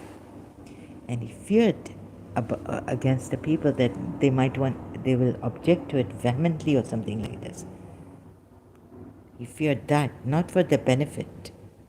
That, for your own good, you will get attached to me. And so we have decided for you that you should leave me. You get it? So what is wrong in this? Something, because it doesn't show this fear. It's not concerned about the people that they might be, get disgusted with him. That concern. Like, he is very concerned about your welfare. It grieves him that you should fall into trouble. Surah Tawbah, right? No. This is fear which is not concerning the people's benefit or good, that they would leave Islam. This is another kind of fear. This is a fear of, because then on the same level that Allah has more right that you should fear Him. How should you fear Allah? And also the fear word is used. So something I cannot explain, sorry, so I just cut myself off here. I apologize for that.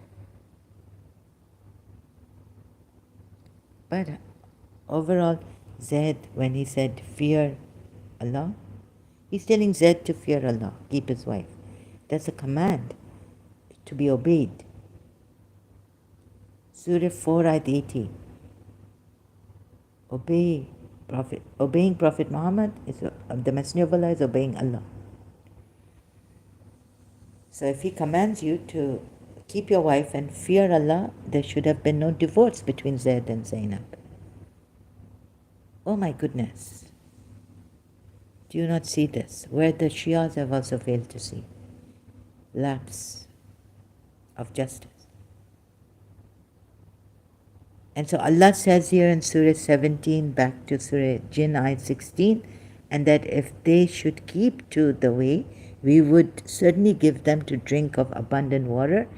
They definitely, the pagan polytheists had abundant water, Surah 9, ayat 19, to give to the pilgrims.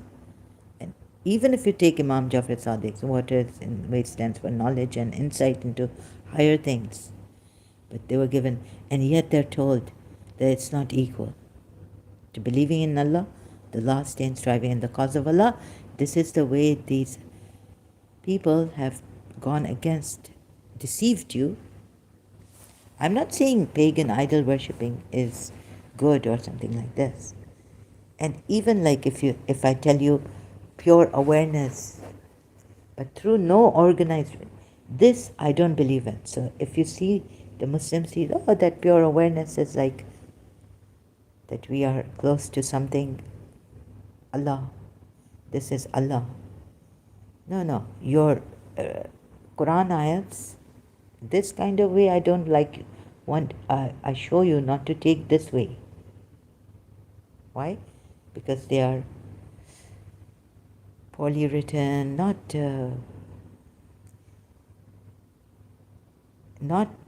trustworthy, not true, not so, and many rules in it.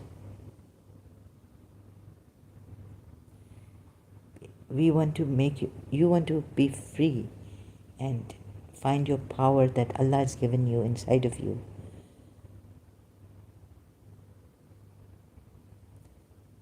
Not obeying this one and that one and all this. So,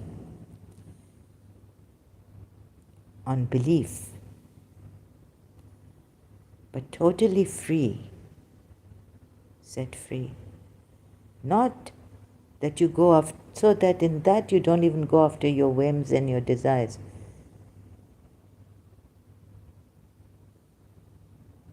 I want to buy this today, or I want to do this. I want to have a drink today, wine. Nothing like this, no. That you go to parties and all this, no. Not that kind of secular freedom, but that you become so totally free from even this obedience to Prophet Muhammad, awestruck by Prophet Muhammad and his all were the imams. And so cut all that away, cut it. Praying and taking the intercession even. You have been given abundance. Once we realize that, you and I here, then you don't have to even go through the methods of praying 5 times a day, fasting and all this. And you don't have to all the time thank God or all the time say, Astaghfirullah, I don't know, Allah knows best. I went out as a believer and in hijab I may have attracted some man or some men. I don't know what, but still I'd say, oh God, please forgive me. No. Totally free like you. God is working in you now. God is your hand. What is this? So like the Shias come to it, that now God becomes your fin the dot. Let me just search it out in my fin the Allama Mutahari's article, fin the dot. So that when you move your hands,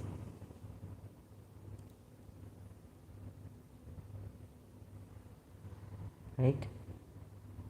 Mr. God, this is Anna. Where's Allama? From the book Mr. God, this is Anna. At least Allama Mutahari has written an article on this, right? If I can find it on Facebook. Pause.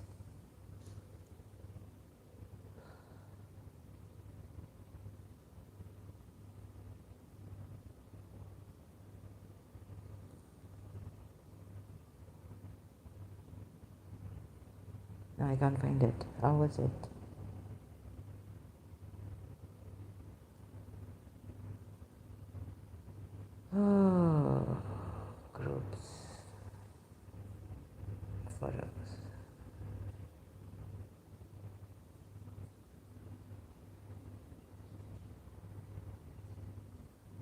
Maybe I should find it like this. Grand aunt. Why do people hurt others? Hurt others. Is it here?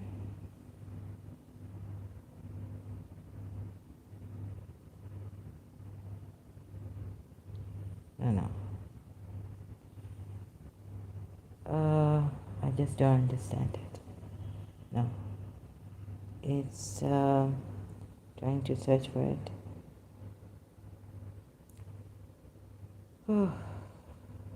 Allama Mutahari.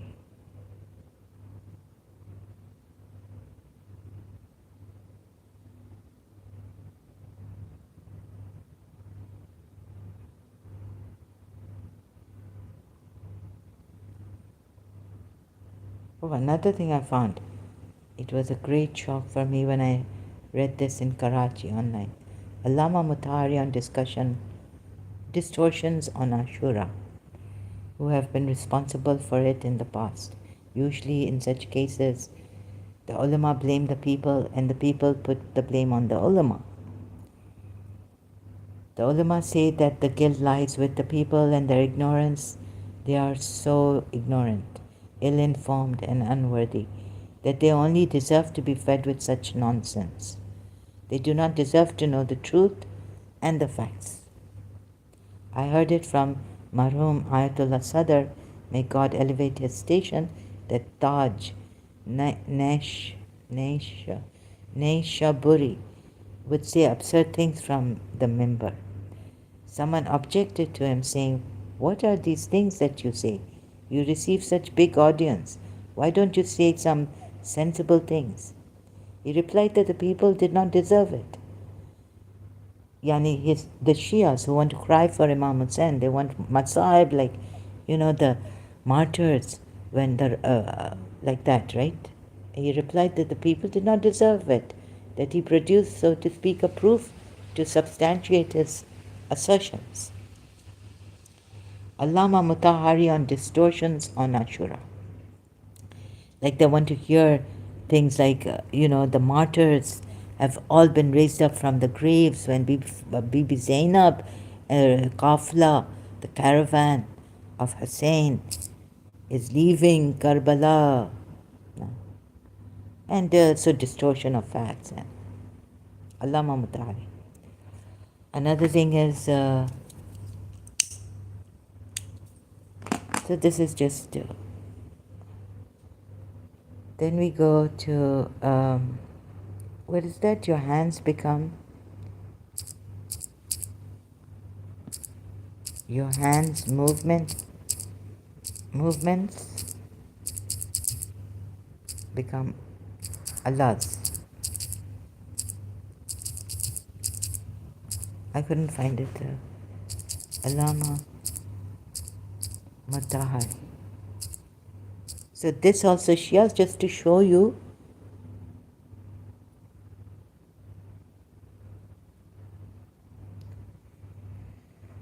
Oh God, Shia.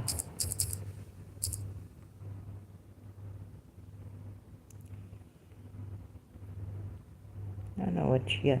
See, now I get this from Sunnis. Well, not the Lotus. What did Allama Mutahari say? Trying to search for it on YouTube, can't.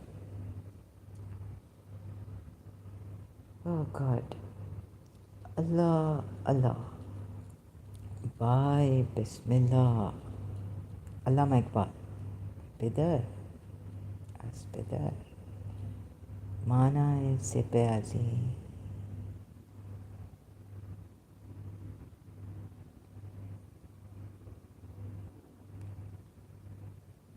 Allah, bye, Bismillah, Peter, Manai, Sibe Azim, Ahmad, Bisar. In a state of supreme bliss, Dr. Iqbal says, "Oh Allah, what an exalted position Imam Hussain possessed." His illustrious father, Imam Ali, was the first letter of the Quran. A tradition says that Imam Ali said, What is in the Holy Quran is in the first chapter of Surah Fatiha. What is in the Surah chapter is in the first verse, Bismillah. What is in Bismillah is in its first letter, Ba. You know where Bismillah could come from? Mala. Tasbih. Zikr Allah. From the Hindus, they have Mala. And what is this? Bism. All together like the name of Allah is in the first letter Ba, and I'm the dot below Ba. Doubtless Imam Ali was acknowledged to be the best expounder of the Holy Quran. The Holy Prophet had himself declared, Ali is with the Quran and the Quran is with Ali. Imam Hussain was the son of such an eminent personality. It is Imam Hussein's martyrdom which is referred to as Zib-e Azim, the greatest sacrifice in the Holy Quran. Imam Hussain was the direct descendant of Prophet Ismail and had offered himself for sacrifice at Karbala to save Islamic principles from annihilation. The Holy Quran says that Zib-e Azim, the great sacrifice of Prophet Ismail, was left over for the coming generation. Dr. Iqbal alludes to this and says that Zib-e Azim in the Holy Quran means the sacrifice of Imam Hussain. Finn, hold this one up for me. I have the cutout. So they come to the dot, the spot. What you meant. And can't find. I had also given an article that Allama Mutahari had given. But I think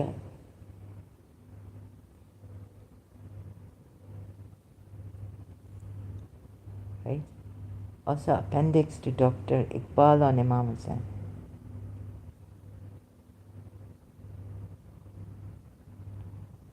You see when your hands, I don't remember that.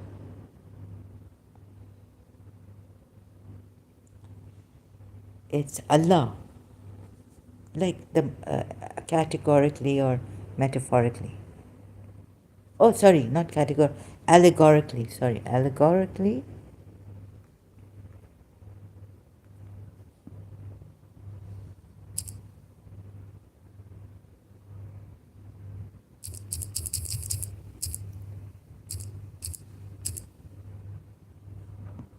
Allama Murtaza, his books. So here I can't find it. Right? It's the problem.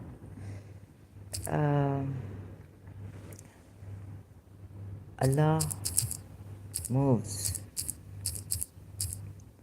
your hands. So in this pure awareness, what I mean to say, just trust in it and it will guide you. You don't need to go to your mind anymore. Mind telling you.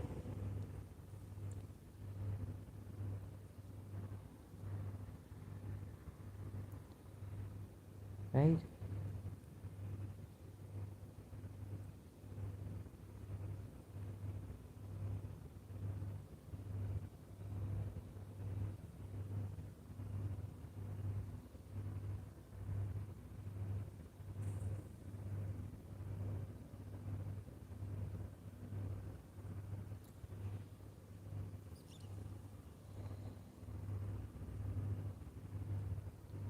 Can't find it. So you don't have to go to your mind. Just trust in this pure awareness.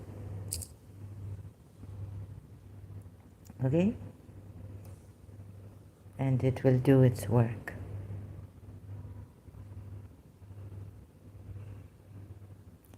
Oh, then we have here now, who is God?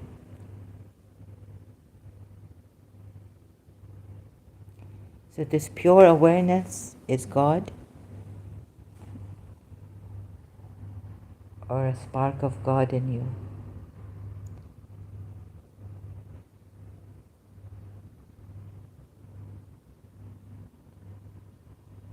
Right?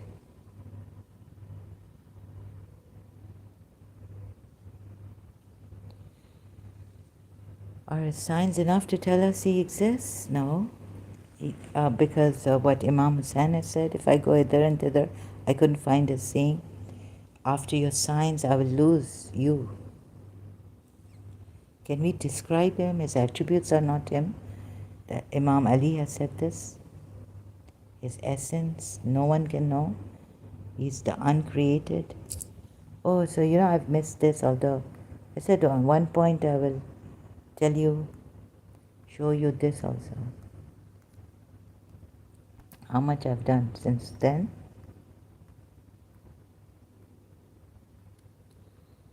So I will show you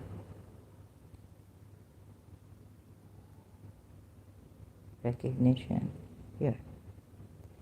So let's start with this Ismailis.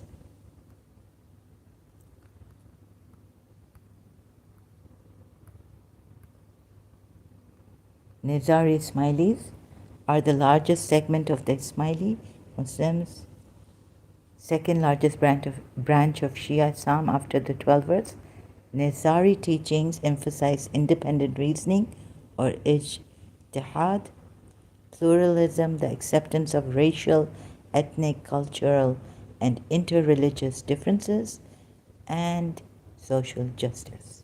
Nizaris, along with Twelvers, adhere to the Jafri school of jurisprudence. The Agha Khan, currently Agha Khan IV, is the spiritual leader and the Imam of the Nizaris. The global seat of the Ismaili Imamate is in Lisbon, Portugal. Fatimi, the origin of Fidai. Oh, you know why they killed some Christian leaders? Because of the Crusades. So should read in context. Fed hashish. Okay, hashishans they were called. Well, so you have to read all this, read in context. Why the long time ago the Imam. But this Imam is so good. Imam is Zamana and the seat of Ismaili God. Nizari Ismaili theology is like Shia Ismaili, 12 Shia. Ideology is the preeminent negative or apophatic theology of Islam because it affirms the absolute oneness of God, Tawheed, through negating all names, even His names, descriptions, conceptions, and limitations from God. The Ismaili theology of Tawheed goes back to the teachings of the early Shia Imams, especially Imam Ali ibn Abu Talib, Imam Muhammad al-Baqir and Imam Jafar al-Sadiq. Additionally, the number of eminent Ismaili Muslim philosophers, Abu Yaqub al-Sijistani, Jafar ibn Mansur al-Yaman, Hamid al-Din al-Kirmani, al-Mu'ayyad al-Din Shirazi, Nasir Khusro, Abd al-Karim al-Shahrastani, Nasir al-Din al-Tusi, consolidated and refined the Ismaili theology of Tawheed, used the strongest philosophical argument of the time, even in the present age. Imam Shah Karim al-Husseini, Agha Khan IV, Salwat, Allahumma salli ala Shah Karim al-Husseini wa ali Shah Karim al-Husseini, the present and 49th hereditary Imam of the Shia Ismaili Muslims, continues to stress the absolute and utter transcendence of God. You see, here I would want to just hold on to His Highness Agha Khan, because I want to hold on to, I need to know God, but I can't know God. Utter transcendence of God. So my utter dependence on His Highness. Oh, I've seen the light. This is the closest you can get to God. At the 1975 Al-Ismailiyah Paris conference, the Ismaili Imam endorsed and approved the following resolution concerning the contemporary Ismaili position on the concept of God: the absolute transcendence of God to be emphasized, and the Ismaili belief in God to be expounded in association with the general stress on the transcendence of God in the Quran, as exemplified particularly in the Surah Al-Ikhlas. The Ismaili concept of Tawheed can be summarized as follows. God is beyond all names and attributes, including his own names and attributes, right? Meaning, including every name and attribute mentioned in the Quran, such as powerful, the living, the first, the last, etc. God is beyond matter, energy, space, time, and change. God is beyond all human conceptions of the imagination and intellect. God is beyond both positive and negative qualities. He is not knowing and not knowing, and he is not powerful and not powerful. God is beyond all philosophical and metaphysical categories. Spiritual, material, cause, effect, eternal, temporal, substance, accident, essence, attributes, even essence, attributes, and existence, essence. Mullah Sadran, existence and essence. God is above existence and non-existence. When God is associated with a name or attribute in scripture, ritual, or everyday speech, example, God is knowing, the real meaning of the statement is that God is the source and originator of the power or quality, i.e., God is the originator of all knowledge. But he himself is beyond actually possessing knowledge as an attribute. Imam Ali gave this, and now Imam, God's creative act is called his word or command. The command is a single, eternal, and continuous act which continually gives existence to and sustains all created or conditioned realities in every moment of their existence. The full recognition of Tawheed is a mode beyond human rational discourse, is a spiritual and mystical realization in the human soul and intellect called Marifah. And they are called irfans if you reach that stage. In the Ismaili Tariqah of Islam, the Marifah of the Tawheed of God is attained through the Imam of the time. The perfect soul of the Imam of the time always experiences the fullness of the Marifah of God. Oh my goodness, I wish I could experience this. But God is beyond all this. It's only the fullness of the Marifah of God, yet not God himself. Terrible. And his murids reach that recognition through the recognition of the Imam. Citation, Nasir al-Din al-Tusi, Badakhshani, Contemplation and Action. Oh, we can't reach God. Like we can't know him. We can reach him in like through the Imam. Oh my God. So you see how much attachment to the Imam. But like he has this fullness of Marifah. Oh my God, touching him, seeing him is seeing the face of God, but that's not God's face. That's how close we can come to God. And what happens here? We become very, very dependent on the Imam of the time. We can't let go of him. Either. It's like, right? What then? So dependent, so heavily attached. But, and we miss like the direct, we can't be Ana al-Haq, Mansur al-Halaj. Like we can't know. Haq is just an attribute of Allah. Al-Haq is not God himself. God is beyond every attribute. It's said here. Sorry. So, you see, even this pure awareness, we can't say it's God. even though it's absolute. And saying that something is absolute is what? It's absoluteness. It's not God then.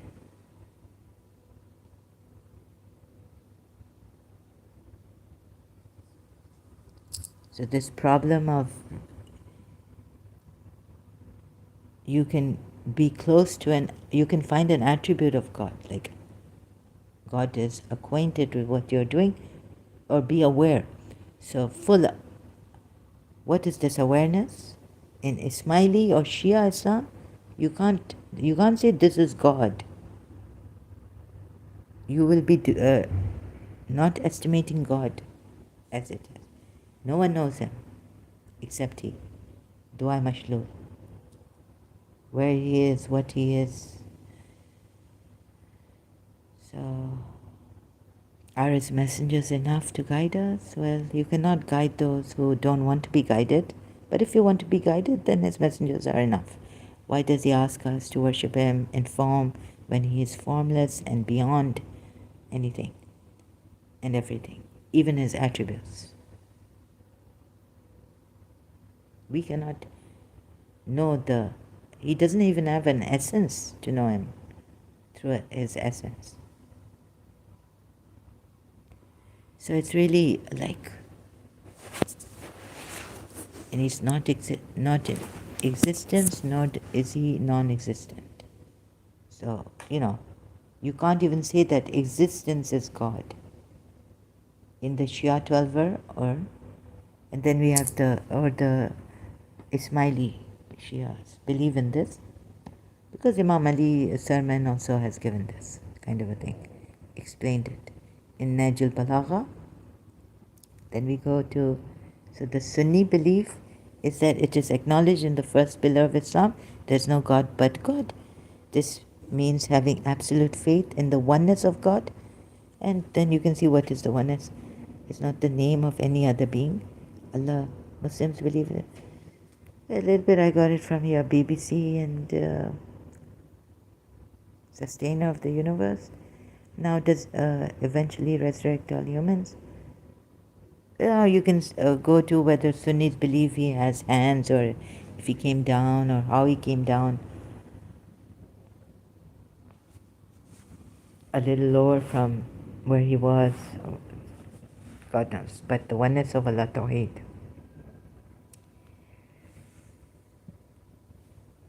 Sorry, I haven't searched properly, but this was and the 12 Shias, they just leave this inside Shiite encyclopedia, because actually take it from Najl Balagha. So God, how he exists, even existence is not him. Neither does he exist, because coming into existence would be what? Eckhart Tolle, right? Coming into existence. Neither is he non-existent, and neither is he existent. Oh, like you're gone. There's no way you can find who God is. But only that through his attributes, through his descriptions, through his signs, you can know his attributes, his signs, his names, Isme Azam, all that. But himself, what he is, you can't know. He's beyond.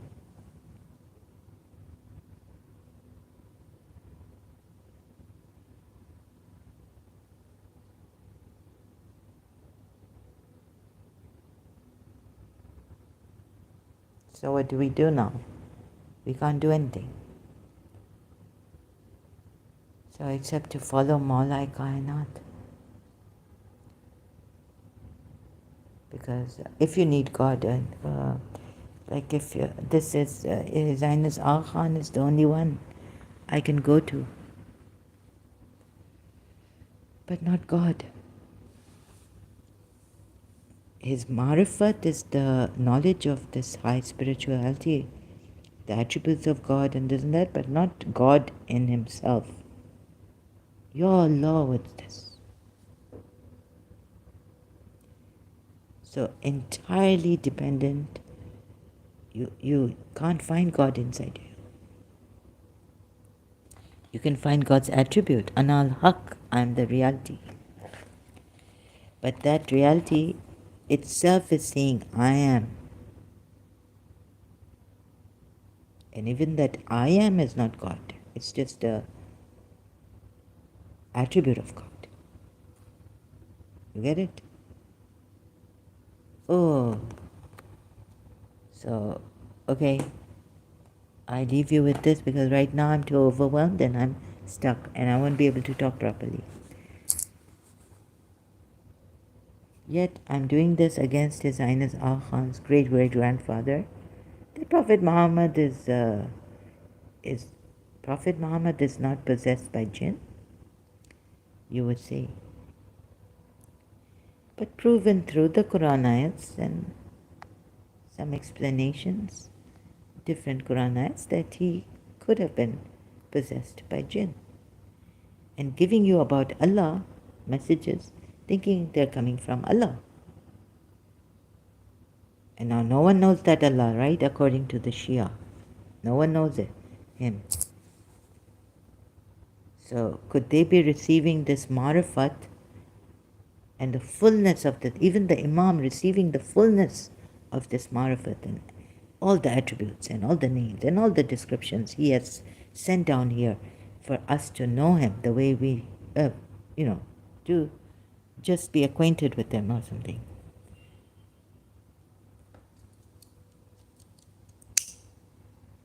So what do? We can't do anything but to go to the Imam. We can't find him. So all this knowledge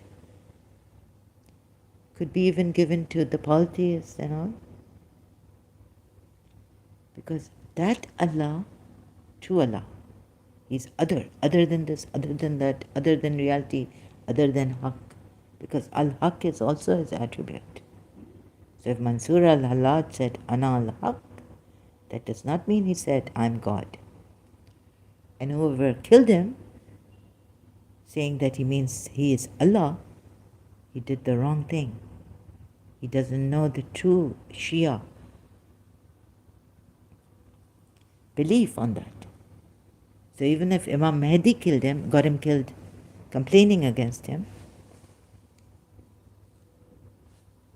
and who was Mansur al-Hallaj? Maybe he was Ismaili, we don't know. Not Sunni. So this Al-Haq is just an attribute of Allah. And the Haqqa, Surah Haqqa, what would make you know what the reality is? Even existence is just an attribute of Allah. So in Shia Islam, Allah is beyond this, God is beyond. What do? We can't do anything to find Him. But now what is the question? The question is that even Imam doesn't know who this Allah is, right?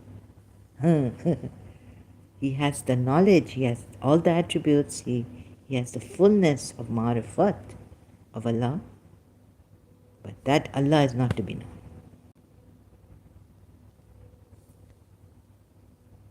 And it's this,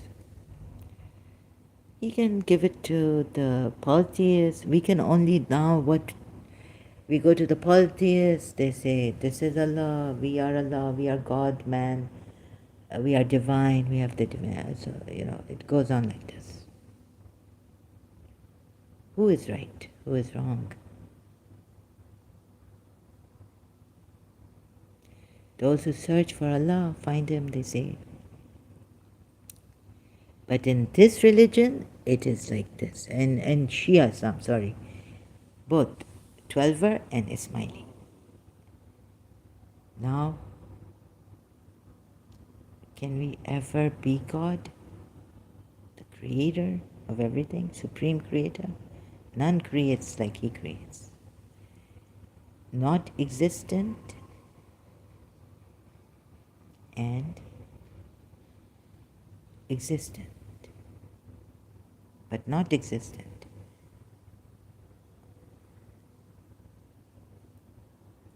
Like, what is this?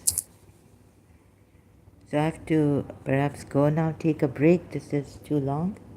Yeah, 2 hour long. Again, see this problem. Thank you to people for the like. Please like and share if you think this is worthwhile to help someone. Even the smileys, to help the smileys. So you see, my search was for Allah, to find that Allah who is non-existent, and I wanted to. So, oh my God, what the Imams have done. So sorry, I fell out of Imam Jafar Sadiq, because come on, I mean, please see this, Surah 9 ayat 19. Do you consider he wants you to fight, causing, and like use methods violent, striving in the cause of Allah against your own selves, even nafs and this, and against the enemy of Allah. Jihad, do jihad. First, the jihad akbar do. But what does he say here in Surah 72 at 16? So like this I will have to come to even help the Ismailis and myself and Imam of the Ismailis and the Da'i of the Boris, all is a Muslim, and the grand Ayatollahs of the Shias.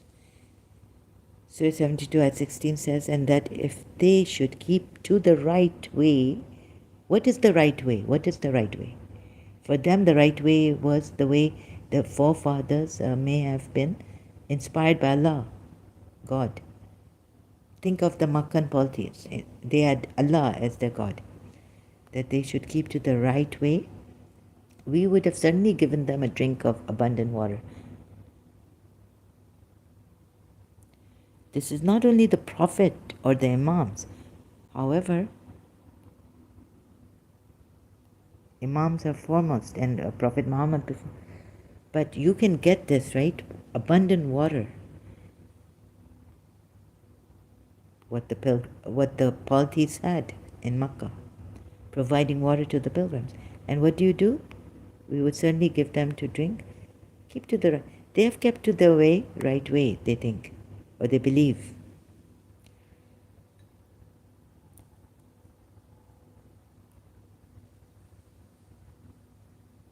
So how does this, and then we have to see. So he wants them to strive, it's not equal.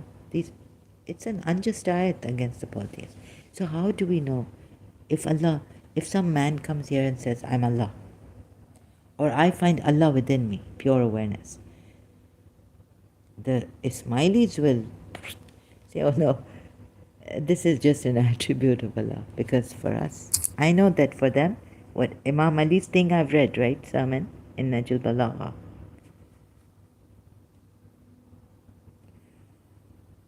no man can be Allah.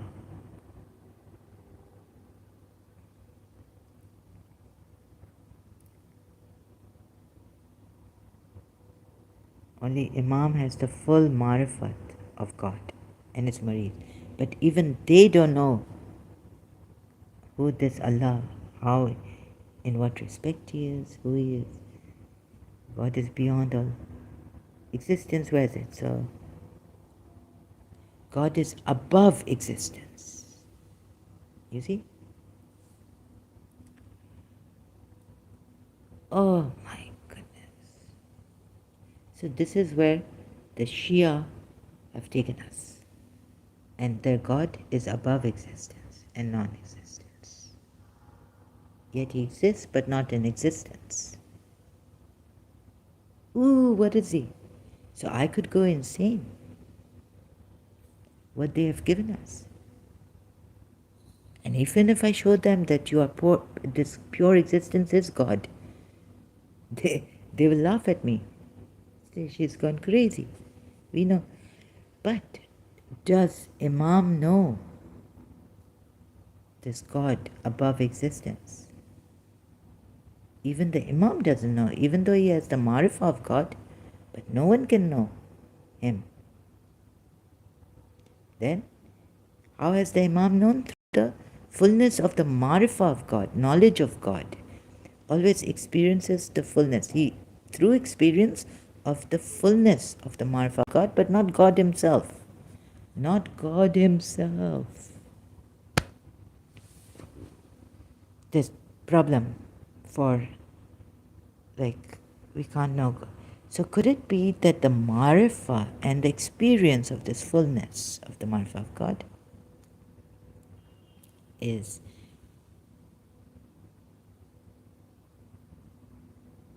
they've reached a certain, but what is who is God? Sorry, I'm not able to say it properly, like trying to find words for it. Then how can they say that they're religion? Because they can't give us God. No one can. That means that God doesn't exist. For some, it would mean that they don't have God. Like oneness with, you can't find God. But only the signs of God. And experiencing the fullness of the Marifa of God. What is that? So we look into this matter in the next live stream.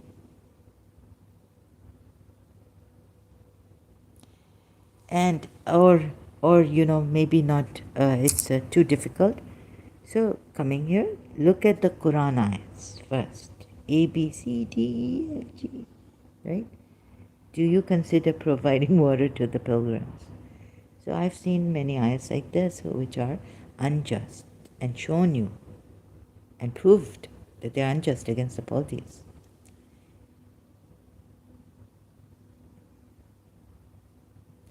So not knowing the God, not knowing this God, what is the use of going after signs? And it's like atheism then.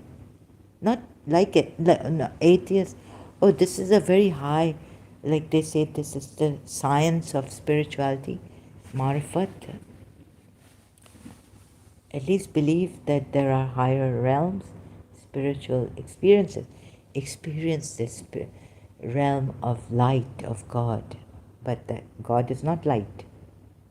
God is above the light. God is the source of light, is light. That He said Allah is light in Surah Nur, ayat 35 or 34. But God is the source of light, and that light is Prophet Muhammad, and that light is Imams. Oh my goodness. So experience that high knowledge, insights into higher things, knowledge. And Imam, please send me this water, please. His Highness Aga Khan. If we drink this water, abundant water, no, we will get, if we keep to the right way, we will get this. Can I so Imam, please have mercy on me. So okay, let's experience this spirituality.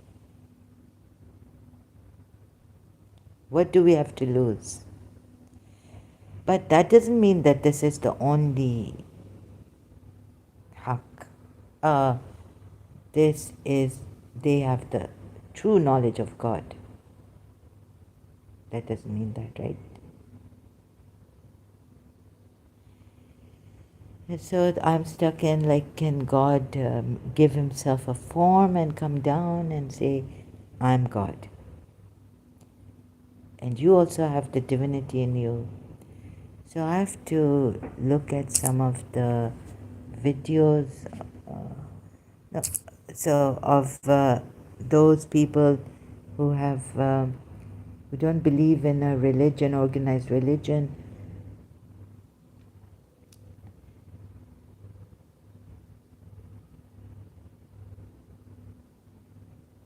But these are just signs of, okay, I'm jumping to the Shia God. So through the Quran ayats at least, where now maybe Imam's people, Murids, can come and help me. But they didn't.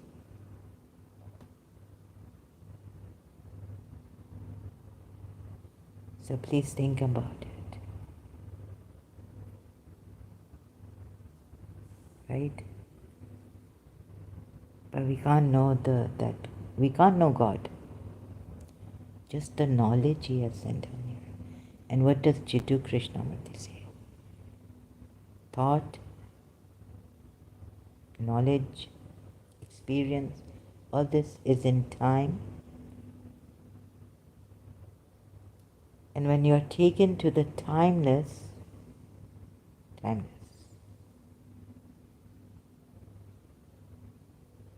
we go into the timeless?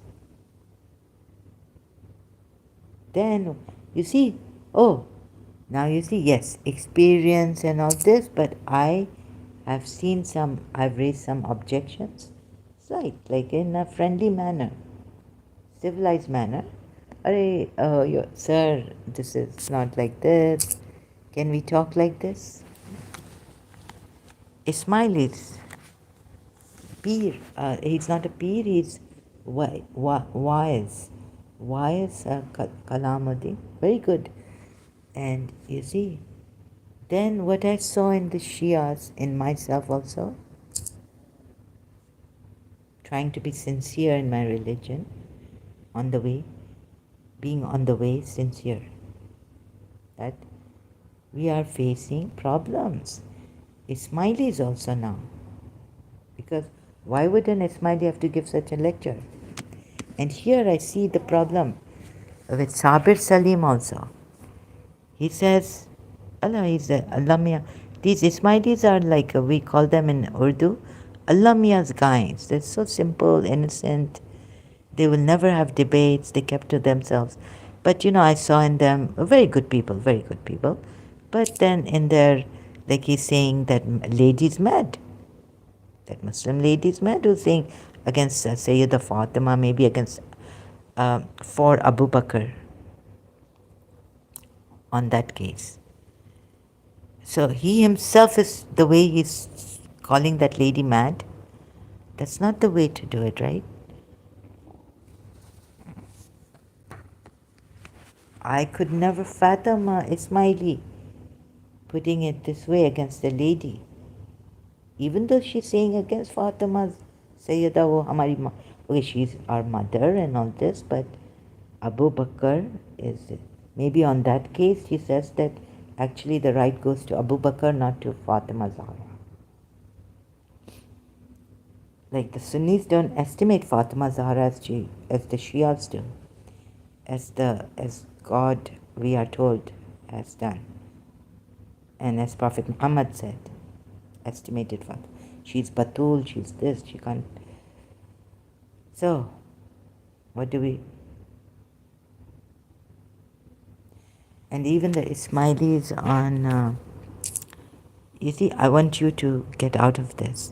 And heavily, heavily dependent on your Imam, absolutely wonderful Imam.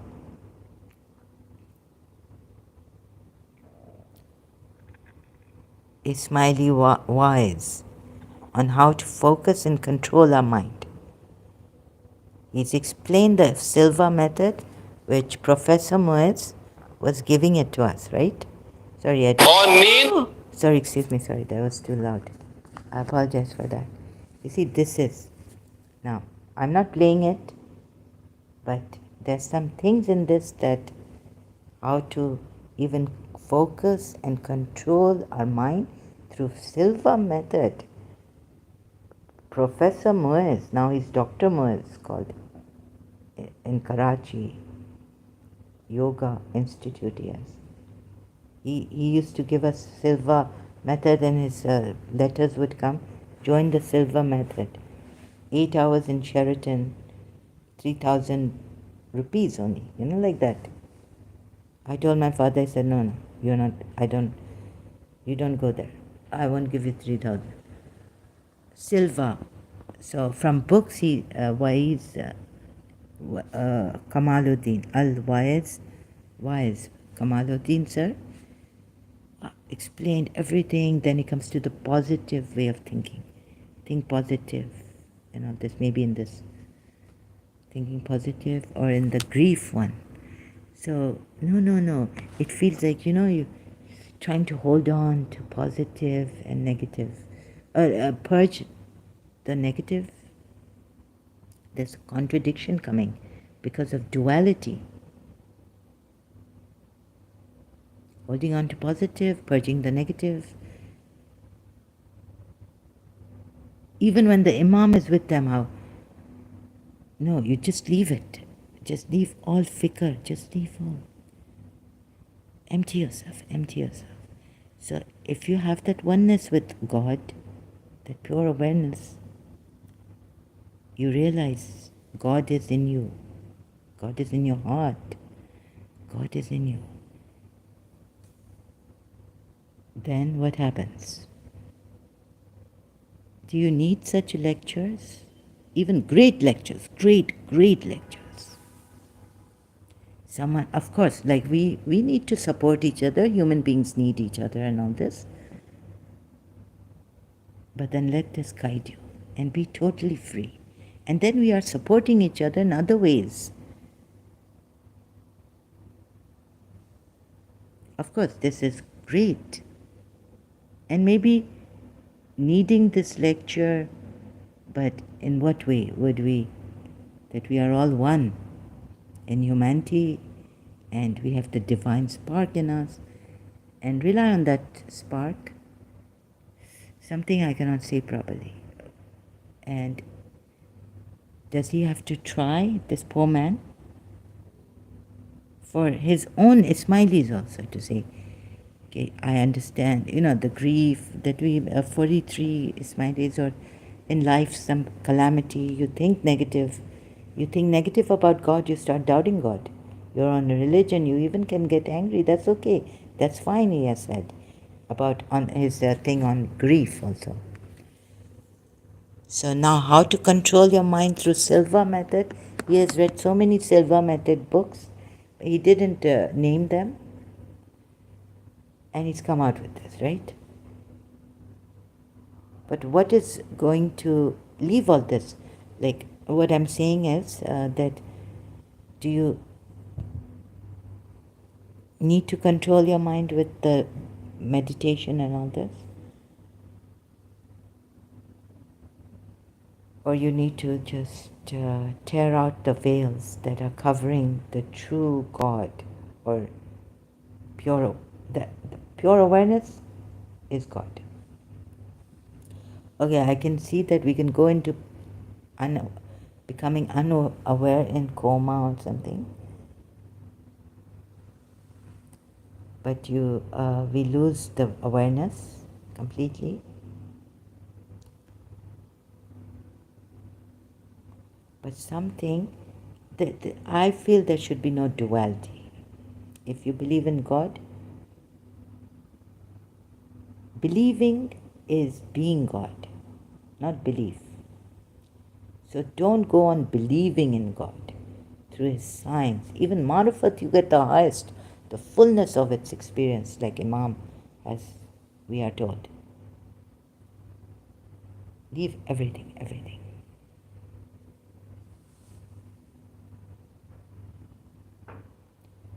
Where he takes over you. And then you be the light. What did Jiddu Krishnamurti say? Then you are the light. Be your own light.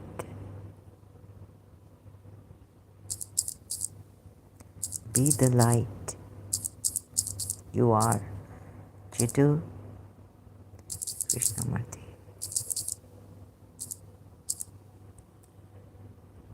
Be a light to all humanity. What does being a light to oneself mean? Here. Right? What does it mean? Be a light to oneself, and you are the light.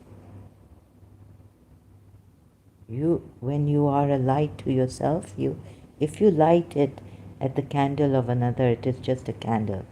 It can be blown out. Be the sun, and not that you have to be the sun. Realize you are the sun, you are the light.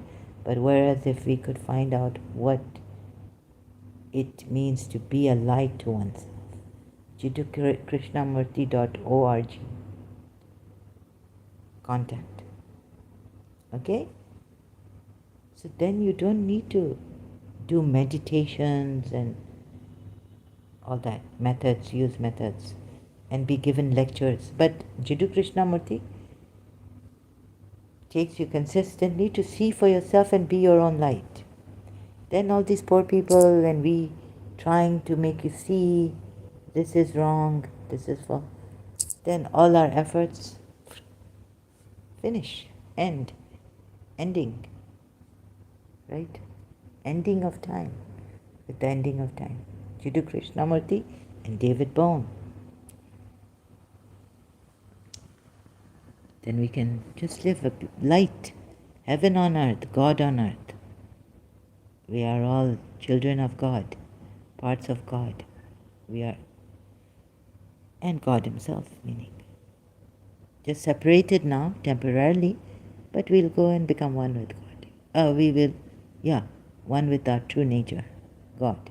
That is, no duality in form. But then God would also want to say, okay, I've come in form, like Sri Krishna or something. That's another, oh God. And so if that Sri Krishna tells me that you are also a part of God, do you remember that you are God? Everyone else, you human beings, all. That's why I've come here. I'm God. Come to tell you that you are God too. That would be a true God. That would make sense, right? Let's see, I don't know. Maybe I'm wrong. But taking Sri Krishna as the only God, the true God, that's wrong. How the Hindus take it. All of you are God in flesh. Once you realize this, discover it, realize it, then who do you need to guide you? Who do you need to guide you? To tell you, give you lectures?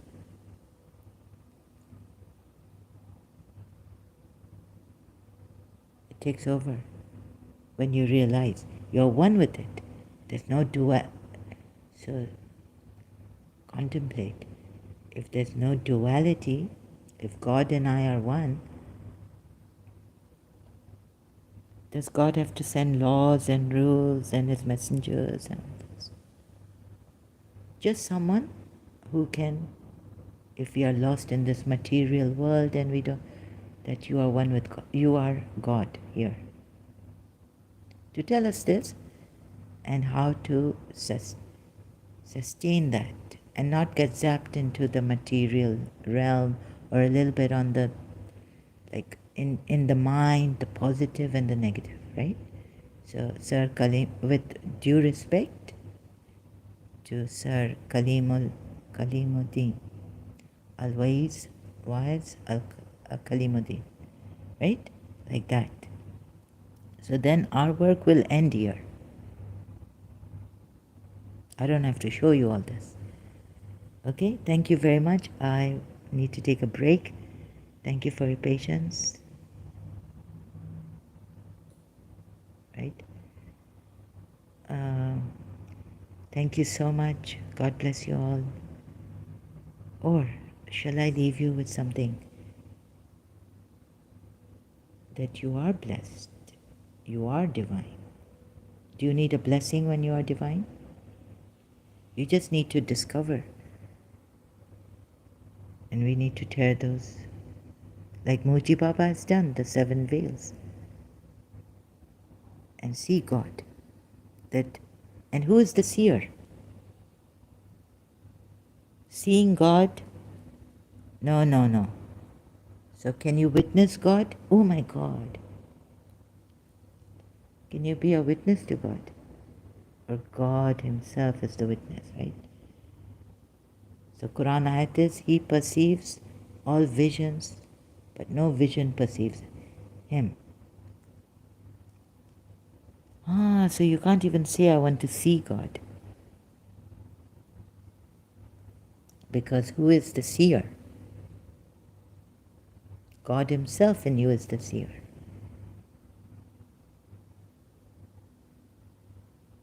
Okay? So then you see how halka, how, do you feel any lighter than, or Imam's Farman, Ajawi,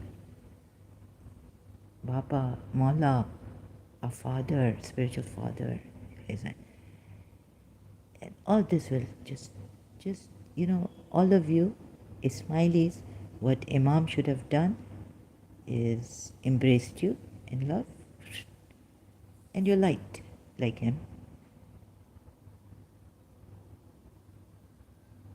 And that's it. Then you go your way. You thank him. Very appreciative. You can remember him. Great memories. Oh, he gave me the light. I'm so grateful to you.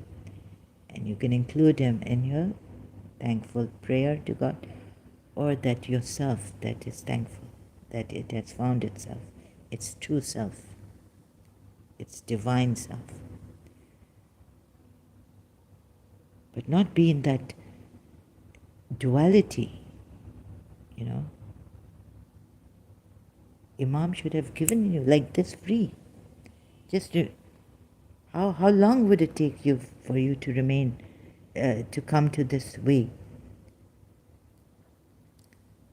Imam has brought you in this way, and that they should keeping to the way. But now, you drink this and you are this. Then what happens? You are above this. You are above this knowledge, these higher things. Knowledge. You are timeless. Knowledge is in time, even of higher levels, insights. It's always in time. Remember, that's not God. Even this higher knowledge is not God. You want to be God.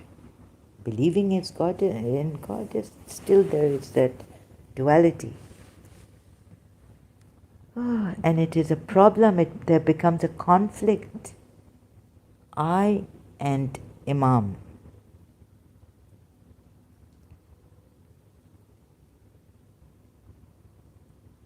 Why does Imam have to give you farmans? Do this, do that. Once this pure awareness, you're one with God, then how do you rehab an alcoholic, right? Once you're an ex-alcoholic. What happened to you that you became an ex-alcoholic?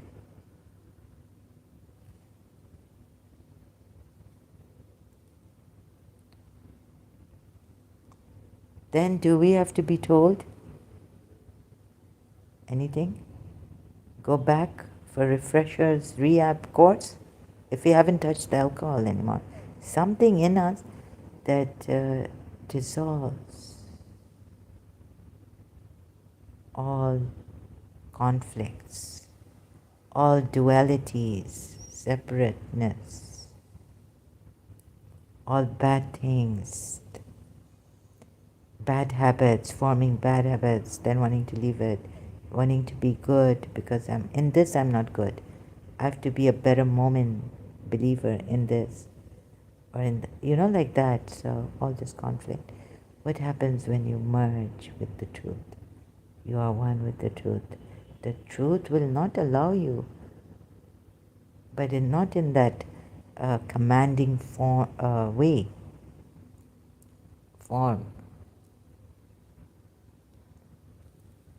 Every conflict dissolves like the melting of the ice in warm water, right?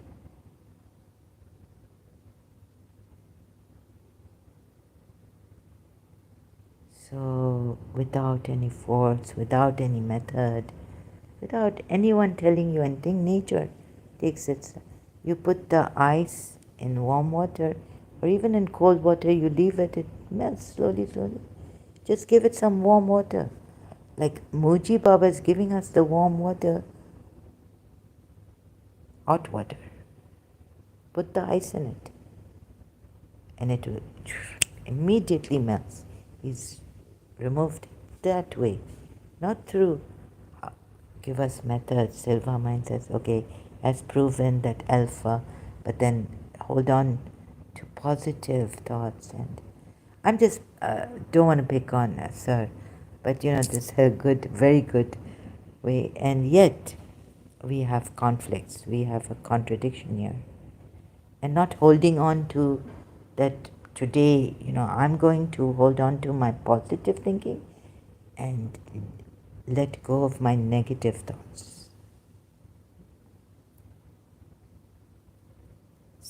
Some negative thoughts are not even in your control. But yes, only through meditation, he's explained, you can do this. Melting of the negative thought. And so the positive thought, he says, come.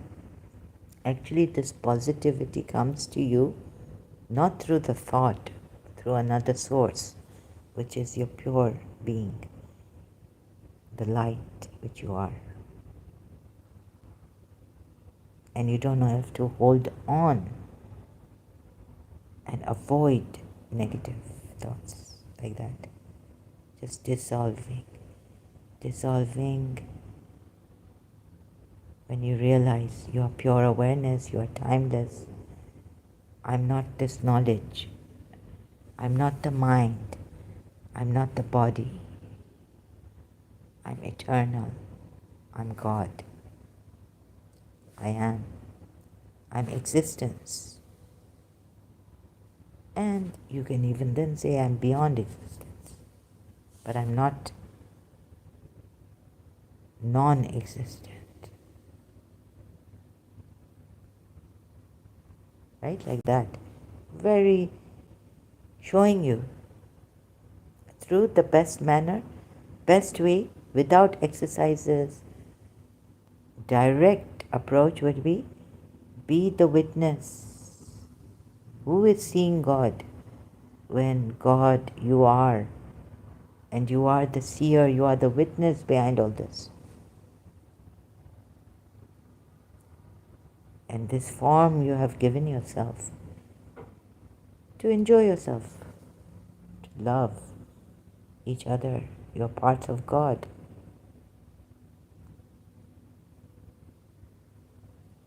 So what the Hindus say, Namaste, I bow to the divinity that you are, that you don't realize now that you are, maybe. No duality, but in form that you are. Demonstrating what that formless, in his formlessness, cannot demonstrate. Right? He loved to be known. So Hadith Ex-Shia, I wanted, or I love to be known.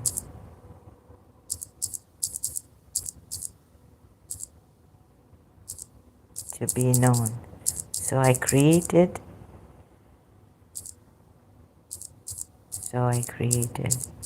Or I manifested.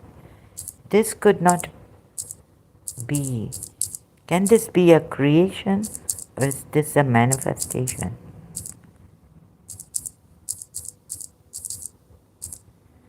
Or like God, you, when you were whole, I was a hidden treasure.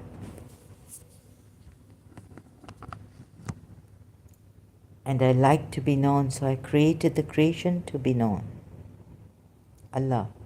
Didn't say that I needed to be known in the narration. Oh, so this the Shias explain. You see? So I was the formless. I came into being. And you are all part of this, me, Allah.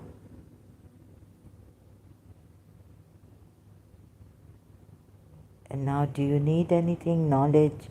I want to learn. Okay, outside, like Jiddu Krishnamurti said, you need information from From here, I need a taxi or I need a car, or if I don't know where this house is, that through the address I need information, I go there.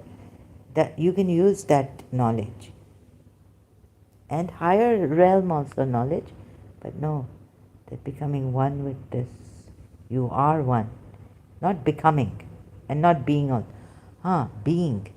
So taking you back to your being, your source, where you were formless, and then you created, no, you came into, you manifested. This is not even a creation.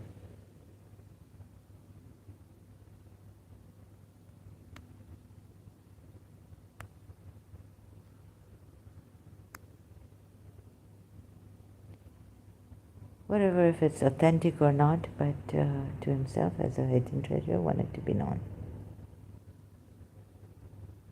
So I'm the unknown who wanted to be known. So I came. So what did I do? I'm the being, formless, and I don't have a want.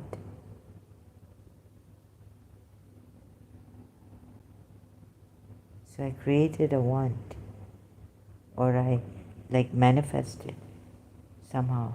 God knows how that want came about in us to be known, in this pure awareness also, timelessness, to become time, to just be known.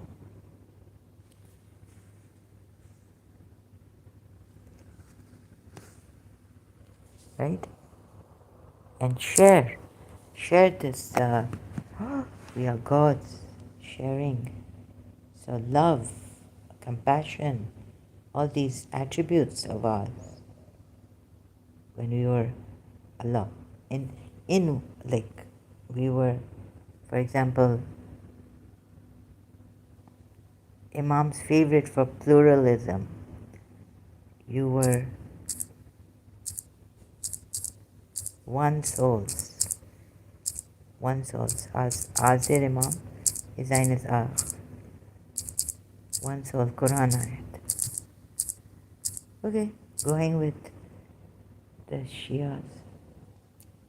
Oh, mankind. Oh my goodness. Okay, this is be mindful. Oh man. No. Be mindful, I think, or be aware. Your Lord, not fear. This is not fear, please. They would say it comes to fear because the muttaqeen have fear of Allah. Muttaqeen have fear of Allah. Your Lord, the one who created you, He didn't create you from a soul.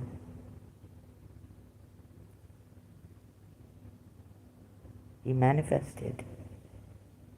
Single. Also, your soul was single and created from it its mates and dispersed from both of them, men and many and women, and again it says fear. No, this is wrong. Muttaqeen is not being aware of God, maybe conscious of God. Allah, whom through you ask, although they say you can't even be conscious of God, right? You need to be conscious of His attributes. You ask with it, and the wombs, you ask each other, you need each other, you ask each other. Indeed, Allah is over you, ever watchful. Raqiban, Raqiban, watchful. Over you, an observer, right? Look, go to the observer. Ever present, taking account of everything.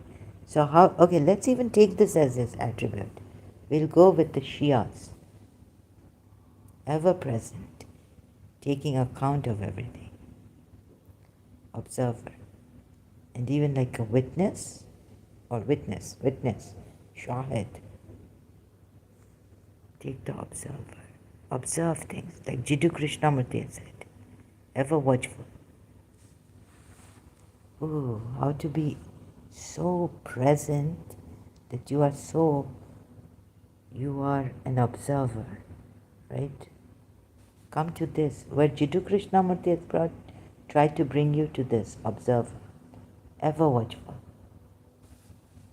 How to be, not how to become ever watchful, but to take you back to your ever watchfulness. Rather than focusing with your mind, you need the mind, concentrating and seeing like that. No, with concentration. No. Being ever watchful, being the observer, without judgment first. Oh, this is very good of Jiddu Krishnamurti to do, and good ayat for you to the Muslims also, to make you understand where Jiddu Krishnamurti wanted us to realize how we should be observers. And then we can become ever watchful. Okay, I leave you with this, the best. Right? Thank you so much. God bless you all. Have a wonderful, beautiful, and you are beautiful, and you are wonderful. And so your day must and should be wonderful and beautiful in yourselves. Be the light. Be this that you are. Not becoming, just realizing and dissolving as you realize, with no method but seeing and observing.